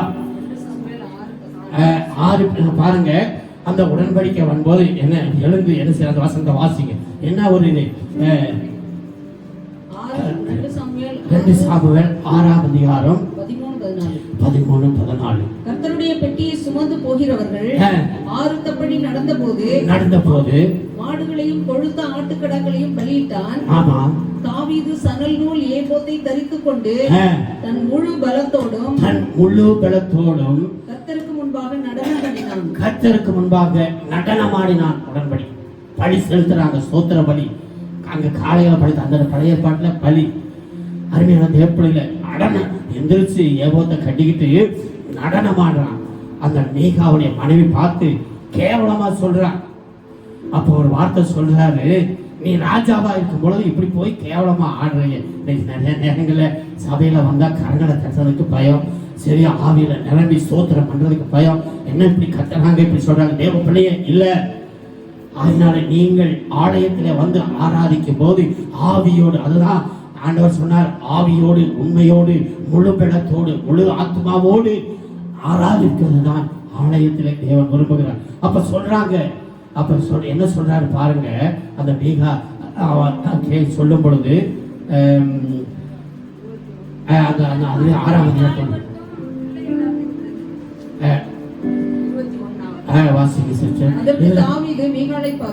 அதிகாரம் அதற்கு தாவீது மீகாளை பார்த்து உன் தகப்பனை பார்க்கிலும் சவுல் தான் அவருடைய தகப்பன்.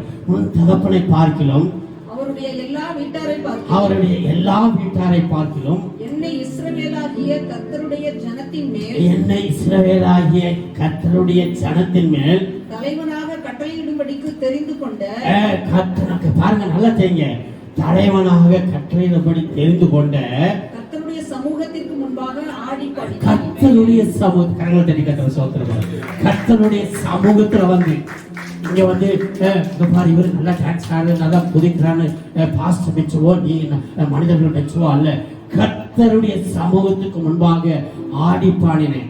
நீங்க தொடர்ந்து வாசிங்கன்னா இன்னும் நீசனா கூட போவேன் கர்த்தருக்காக சொல்றார். கர்த்தருக்கு மகிமையுண்டாவதா. தேவ பிள்ளைகளே, இதுதாங்க தாவீதினுடைய அருமையான அனுபவம். தேவ பிள்ளைகளே, புரிஞ்சதா உங்களுக்கு? ஆலயத்தின் மேல் வாஞ்சியா இருக்கிறேன் என்று சொன்னார். ஆலயத்தின் மேல வாஞ்சினா என்ன, ஆலயம் என்றால் என்ன? தயவு செய்து ஆமா, முதல்ல எதுக்காக ஆண்டவர் உங்களையும் என்னையும் சிரேஷ்ட புத்திரன் என்று என்னை ஆராதிக்க வேண்டும் என்று சொல்லி. ஏனென்று கேட்டால் இஸ்ரவேல் ஜனங்கள் அடிமைத்தனத்தில் வந்த பிறகு ஆண்டவர் அந்த கூட்டம் பெரிய கூட்டமாயிட்டாங்க எகிப்துல. சிறிய ஆண்டவர் என்னன்னு கேட்டா 40 வருஷம் பயங்கரமா கஷ்டப்பட்டு பெரிய ஜனம் பெருத்து ஆண்டவர் ஏற்கனவே ஆபிரகாம் கதை தீர்க்கிறான் சொல்லிட்டார்.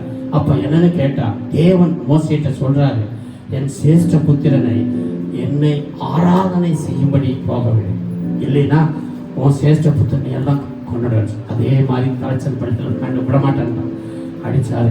அதுதான் ஞாபகம் தேவைப்படு. அதே புதிய பாட்டில் ஒரே குமாரனாகி இயேசு கிறிஸ்துவை பிதாவாகி தேவன் படியாக ஒப்பு கொடுத்தார். அதனால் நீங்களும் நானும் அவருடைய ஜனங்கள் புதிய ஏற்பாட்டில் சிற வேண்டும். ஆகினால்தான் நீங்களும் நானும் படியெல்லாம் வேண்டியது இல்லை. அருமையான தேவ பிள்ளைகளை, நமக்கு அவர் விரும்புகிற படி ஸ்தோத்திர படி, அவரை ஆராதிக்க வேண்டும், அவருக்கு சாட்சியாய் வாழ வேண்டும், அவருக்கு பரிசுத்தமாய் ஜீவிக்க வேண்டும். கர்த்தருக்கு மகிமையுண்டாவதாக. ஆகினால் தேவப்படையில வேற வசனம் நமக்கு தெளிவாக சொல்லுகிறது. ஒரே ஒரு வசனத்தை சொல்லி நாம் முடிக்கலாம். தேவனுடைய ஆலயத்தின் மேல் நீங்கள் நானும் வாஞ்சியா இருக்க வேண்டும் சொல்லி ஏசையா 2ஆம் அதிகாரம் 3வது வசனத்தை வாசிங்க. ஏசையா தீர்க்கதரிசி உங்களுக்கு எனக்கு ஒரு காரியத்தை சொல்கிறார்.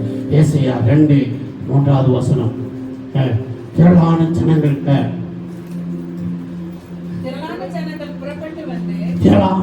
புறப்பட்டு வந்து கர்த்தருடைய பர்வதத்திற்கும் ஆலயத்துக்கு போவோம் வாருங்கள். அதனால காணிங்க, ஆலயத்துக்கு ஆராதனைக்கு ஏன் வரணும்னீங்க தெளிவா ஆண்டவர் இங்கே சொல்லுகிறார். என்ன சொல்லுகிறாரு கேட்டா, ஆலயத்துக்கு போ வாருங்கள், அவர் தமது வழிகளை போதிப்பார். நல்லா கவனிங்க, ஆலயத்துல நீங்க ஆராதனையில வந்தா இங்கதான் அவருடைய வழியை போதிக்கக்கூடிய போதனை இங்க கிடைக்கும். அல்லேலூயா. அதுக்குதான் ஆராதனை விடாதீங்க, ஆலயத்துக்கு வராம இருக்காங்கன்னா சில பேருக்கு நான் போன் பண்ணி கூட எல்லாருக்கும் சொல்றதுக்கு காரணம் அதுதான். எப்படியாவது கர்த்தருடைய போதனை இன்னைக்கு வந்தா வசனத்தை கேட்பீங்க. எந்த வசனமாவது உங்களை இன்னைக்கு அநேக வசனங்கள் தொட்டு ஆசீர்வதிக்க தேவைப்பில்லை. உங்களை கர்த்தர் இந்த பூமியில உயர்த்தும்படி மேன்மைப்படுத்தும்படி. சும்மா பேரு இன்னைக்கு நிறைய பேர் ஆரம்பத்தில் இருந்த அதே சூழ்நிலையில தான் இன்னைக்கு ஆளுக்குரிய வாழ்க்கையில இல்ல, ஒரு முன்னேற்றம் இல்ல. காரணம் அதுதான், சரியா தேவனுடைய ஆலயத்தை சரியா தெரியல, ஆராதனை சரியா தெரியல. இயேசு எதுக்காக இந்த உலகத்துல வந்து ரத்தம் கொடுத்து ஜீவனை கொடுத்து மீட்டெடுத்து உயிரோடு எந்திரிச்சு இப்ப எங்க போயிருக்கான்னு சொல்லி தெரியல தேவைப்படுது. ஏன்னா இங்க ஆலயத்துக்கு வந்தா உங்களுக்கு போதிப்பார். வாசிங்க, நாம் அவருடைய பாதையிலே நடப்போம் என்பார்கள். ஏனெனில் வேதம் நீங்க வந்தீங்கன்னு கேட்டீங்க, நீங்க ஆலயத்துக்கு வந்தா சீயோனின் வேதமும் எருசலேமிலிருந்து கர்த்தருடைய வசனம் இங்க இருக்கு. அல்லேலூயா. வேதத்துல இருந்து வசனம் இங்க தீர்க்கதரிசி சொல்லுகிறார். அதுக்கு தாங்க ஆலயத்துக்கு ஆராதனைக்கு நீங்களும் நானும் போக வேண்டும். கர்த்தருக்கு மகிமையுண்டாவது தேவ பிள்ளைகள். ஆராதனை ரொம்ப முக்கியம். ஞாயிற்றுக்கிழமையில தயவு செய்து ஒரு வேலை நிமித்தம் உங்களை நீங்க வரலன்னா ஆண்டவருக்கு தெரியும். இப்ப சமூக சாட்சி ஓட்டணும், அவங்க வீட்டுக்காரரு இங்க வந்து ராஜ்குமார் எல்லாம் பண்ணிட்டு டைமுக்கு போயிருக்கிறார். இங்க வந்து ஆலயத்துக்குள்ள வந்து போயிருக்கார். தேவன் பார்க்கிறார். நல்லா கவனி பார்க்கிறார். இன்னைக்கு நம்ம எத்தனை பேர், இன்னைக்கு நம்ம விசுவாசம் எத்தனை பேர் வீட்டுல சும்மா உட்காந்து செல்ல பார்த்துக்கிட்டு டிவியை பார்த்துட்டு இருக்காங்கன்னு சொல்லி தெரியாது. தேவ பிள்ளைகளை சபை கூடி வருதலை விட்டு விடக்கூடாது. சபை கர்த்தருடையது. இந்த சபை வந்து பாஸ்டர் ஜோஷுவா கேங்க அல்ல. இந்த சபை கர்த்தருடைய சபை. நீங்களும் நானும் எல்லாரும் சேர்ந்ததுதான் சபை. தயவு செய்து புரிந்து கொள்ளுங்க.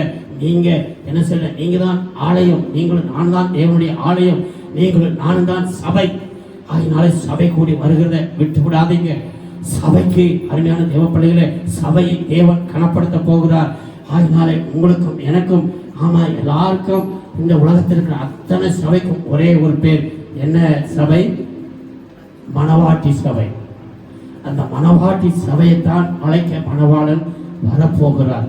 அந்த சபையிலே நாம் ஒவ்வொருவரும் அங்கங்களாய் இருந்து சபையிலே தேவ சத்தியத்தை, வேத வசனத்தை தெளிவாய் அறிந்து நாம் செயல்பட வேண்டும். கர்த்தருக்கு ஸ்தோத்திரம் உண்டாவதா.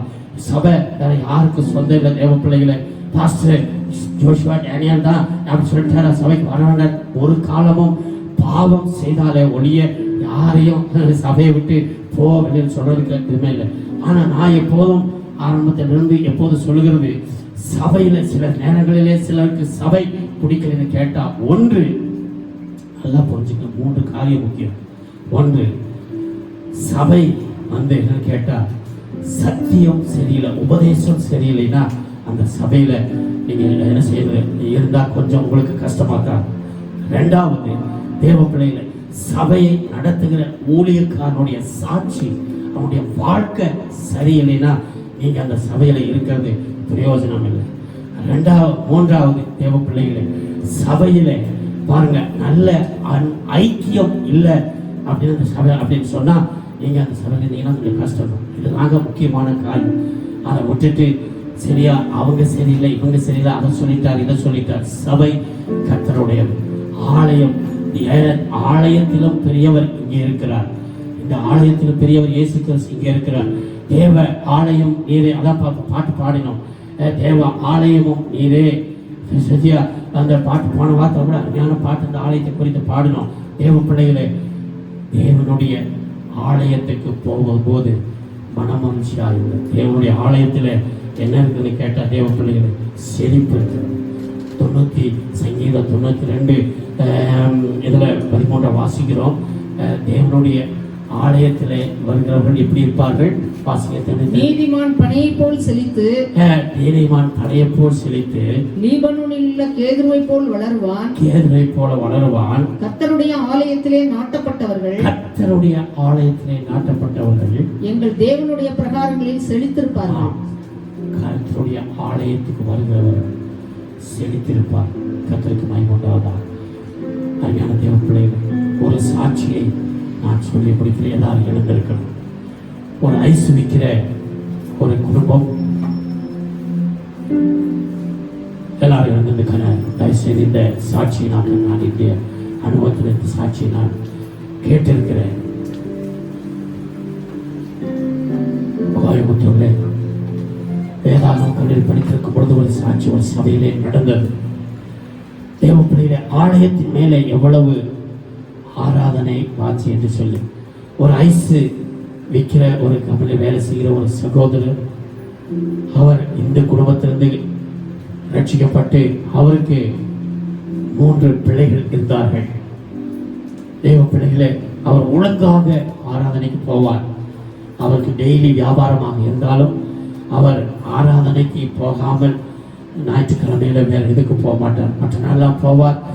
ஆக கம்பெனியில வர வேண்டும் என்று சொன்னால் அவர் சொல்லி விடுவார், நான் மதியானத்துக்கு மேலாக ஆராதனைக்கு போயிட்டு வருவேன் என்று. இப்படி ஒரு வாஞ்சி உள்ள சகோதரர். இப்படியாக அவர் என்ன செய்தான்னு கேட்டால் ஆராதனையில பங்கு பெற்று தேவனுடைய நாமத்தை மகிமைப்படுத்தி வந்தார். ஒரு நாள் அவருடைய இளைய குமாரன் என்னாயிற்று கேட்டால் அவனுக்கு வியாதி வந்து சனிக்கிழமையில ஆஸ்பத்திரி கொண்டு போனார்கள். டாக்டர்கள் மாத்திரை மருந்தெல்லாம் கொடுத்து அவர்கள் சனிக்கிழமை இரவு வீட்டுக்கு கொண்டு வந்து எல்லாம் கொடுத்தார்கள். ஆனால் அந்த மாத்திரை மருந்து பலன் இல்லாமல் அந்த குழந்தை மரிச்சு போயிட்டான். உடனே அந்த தகப்பன் என்ன செய்தான்னு கேட்டால், ஞாயிற்றுக்கிழமை அடுத்த நாள் ஞாயிற்றுக்கிழமை சனிக்கிழமை இரவு 12 மணிக்கு மேலே இறந்துட்டான். அடுத்த நாள் ஞாயிற்றுக்கிழமை அவர் என்ன செய்தார், தன்னுடைய குமாரனை ஒரு பாயிலை சுத்தி ஒரு ஓரத்திலே வைத்து விட்டு அவர் குடும்பமாக ஆராதனைக்கு போயிருக்கிறார். ஆராதனை முடிந்து சாட்சி நேரத்தில் அவர் சொல்லுகிறார், நேற்று தினத்தில் என்னுடைய இளையகுமாரன் வியாதியாக இருந்து ஆஸ்பத்திரி கொண்டு போன பலன் இல்லாமல் இறந்து விட்டார். பாயிலை சுருட்டி வைத்திருக்கிறேன். ஆராதனை முடிந்து வந்து நீங்கள் என் மகனை அடக்கம் பண்ண வேண்டும் என்று சொல்லி அந்த போதகரிடத்திலே சொன்னார். அருமையான தேவ பிள்ளைகளே, அதை கேட்டு சபையை கதறினது.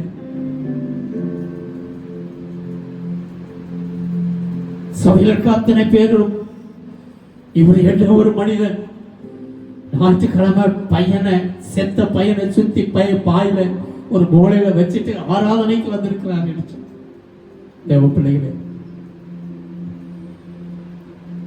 அதை பார்த்த சபையார் அதற்கு பிறகு அநேகர் அடுத்த வார்த்தையை அறிக்கை செய்து ஒப்பு கொடுத்து, இனிமேல் எனக்கு வியாதியா இருந்தால் கூட நான் சபையில என்னை கொண்டு போய் விடுங்க, என்ன வைத்திருங்க, சார் ஞாயிற்றுக்கிழமை ஆலயத்திலே செத்தா பரவாயில்லை என்று சொல்லி அநேகர் தீர்மானம் பண்ணினார். அருமையான தேவ பிள்ளைகளே, கர்த்தருடைய ஆலயத்துக்கு வருவது, கர்த்தருடைய ஆலயத்தில் வந்து கர்த்தரை ஆராதிப்பது நம்முடைய வாழ்க்கையை சீர்படுத்துகிறது, பரிசுத்தப்படுத்துகிறது, செழிப்பாக்குகிறது, மேன்மைப்படுத்துகிறது, நீண்ட ஆயுசையும் கொடுக்கிறது. தாவீதுக்கு கர்த்தர் ஐஸ்வர்யத்தையும் கனத்தையும் நீண்ட ஆயுசை கொடுத்தார். ஆகையினாலே ஆலயத்தின் மேல் வாஞ்சியாயிருப்போம். முதலாவது தேவனுடைய வசனத்தின் மேல் வாஞ்ச வேண்டும் இந்த நாட்களிலே, கடைசி நாட்களிலே. இரண்டாவது ஆலயத்தின் மேல் வாஞ்சியாய் இருக்க வேண்டும், வாஞ்ச வேண்டும். இந்த வாஞ்சையை நாம் ஒவ்வொருவரும் ஆண்டவருடைய சமூகத்தில் பெற்றுக்கொள்ள நம்ம ஒப்பு கொடுப்போமா? ஒப்பு கொடுப்போம். 2-3 செகண்ட் ஒப்பு கொடுப்போம். அந்த ஐஸ் கடைக்காரனை போல நமக்கு தைரியம் இருக்குமா? ஆராதனையை எவ்வளவு முக்கியப்படுத்தினார். கடைசியில் அந்த குடும்பத்தை கத்த அருமையாய் உயர்த்தி ஆசீர்வதித்திருக்கிறார். ஆராதனைக்கு வரும்பொழுது உங்களுக்கு ஆசீர்வாதம், ஆலயத்துக்கு விடாமல் தவறாமல் வரும்பொழுது உங்களுக்கு செழிப்பு தேவைப்படும். இதை நாம் பெற்றுக்கொள்வோம், மற்றவர்களுக்கும் சொல்லுவோம். கர்த்தர் நம்மை ஆசீர்வதிக்கும். நல்ல பிதாவே, இயேசுவின் நாமத்திலே ஆண்டவரே உம்முடைய பாதத்திலே வருகிறோம். ஆமாப்பா, இந்த நாட்களிலே நாங்கள் எந்த காரியத்திலே வாஞ்சியாக இருக்க வேண்டும் என்று சொல்லி எங்களோடு பேசி வருகிறேன். இயேசுவின் நாமத்திலே ஆமாண்டவரே, நாங்கள் வேத வசனத்திலே வாஞ்சியாக இருக்க வேண்டும். இன்றைக்கு ஆலயத்திலே வாஞ்சியாக இருக்க வேண்டும் என்று சொல்லி, ஆராதனையிலே வாஞ்சியாக இருக்க வேண்டும் என்று சொல்லி நீர் எங்களோடு கூட பேசினேன். கொஞ்ச நேரம் ஆனாலும் தாப்பனே நம்முடைய பிள்ளைகளை கர்த்தர் நீர் ஆசீர்வதிங்க. இந்த நாளில் ஆராதனைக்கு வந்த நம்முடைய பிள்ளைகளை ஆசீர்வதிங்க.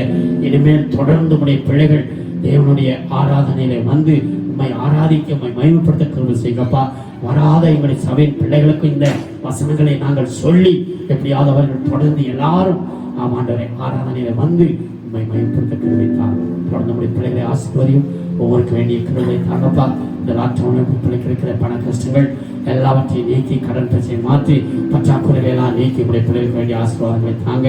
உடைய சபையில ஒவ்வொருவரையும் நீர் ஆசீர்வதிக்கப்பா. ஆண்டவர் படிக்கிற பிள்ளைகளை ஆசீர்வதிங்க. வாழிய பிள்ளைகளுக்கு வாழ்க்கையை கொடுங்க, சுகத்தை கொடுங்க. ஆண்டவரே, வீடு இல்லாதவர்கள், வாங்கின இல்லாதவர்கள் எல்லாருக்கும் வேண்டிய கிருபை தாங்கப்பா. இயேசுவின் நாமத்தில ஆண்டவரே, உடைய வசனம் எங்களுடைய வாழ்க்கையை ஆண்டவரை சீர்படுத்துகிறதுக்காக நன்றி. ஆலயத்தில் வரும்பொழுது உங்களுடைய வசனத்தை கொண்டு, உங்களுடைய ஆண்டவரின் சத்தியத்தை கொண்டு நீர் எங்களோடு பேசுகிறீர்கள். நன்றி. இதனாலே பேசி நன்றி. இப்படி பிள்ளைகளை தொடர்ந்து ஆசீர்வதிங்க ஆண்டவரே. இந்த வாரம் முழுவதும் நடக்கிற கூட்டங்களை ஆசீர்வதிங்க. சூழ்நிலை நடக்கிற எல்லா கூட்டங்களையும் ஆசீர்வதிங்கப்பா. தொடர்ந்து நாம் பயன்படுத்த செய்யுங்க. எங்களுடைய தேசத்தை உங்களுடைய கருத்துல ஒப்பு கொடுக்கிறோம். எங்களுடைய தேசத்திலே செயல்படுகிற பொல்லாத எல்லா அசுத்த ஆண்டவரே ஆவிகளை கடிந்து, வானமண்டலத்தில் பொல்லாத ஆவிகளை கடிந்து அப்புறப்படுத்துவீராக.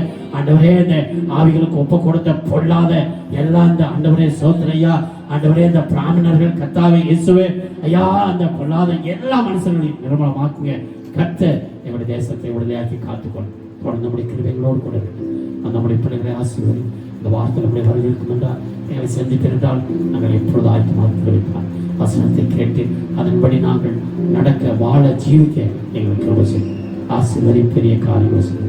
எல்லா கனமையும் மக்களே செலுத்தி இயேசு கிறிஸ்துவின் நாமத்தில் தாழ்ந்து ஜெபிக்கிற நல்ல பிதாவே, ஆமென் ஆமென். எல்லாரும் கரங்களை உயர்த்தி என் ஆத்மாவே கர்த்தரை ஸ்தோத்திரி, என் முழுவதுமே பரிசுத்த நாமத்தை ஸ்தோத்திரி.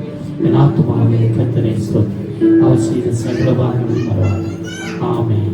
நம்முடைய கர்த்தராகிய இயேசு கிறிஸ்துவின் கிருபையும் பிதாவாகிய தேவனுடைய அன்பும் பரிசுத்த ஆவியானவருடைய அன்யோன்ய ஐக்கியம் சமாதானம் சந்தோஷம் இப்போதும் எப்போதும் நம்முடைய ராஜாதி ராஜாவாகிய இயேசு கிறிஸ்து வருமளவும் நாம் அனைவரோடு கூட இருப்பதாக. ஆமென் ஆமென். நம்முடைய ராஜாதி ராஜாவாகிய இயேசுவை மேம்படுத்தும்படி எல்லா 2 கரங்களை உயர்த்தி சத்தமாக உடனடியாக சொல்லுவோம். அல்லேலூயா. கர்த்தர் உங்களை ஆசீர்வதித்து சமாதானத்தோடு காப்பாராக. ஒரு வாழ்த்துங்கள். கர்த்தருக்கு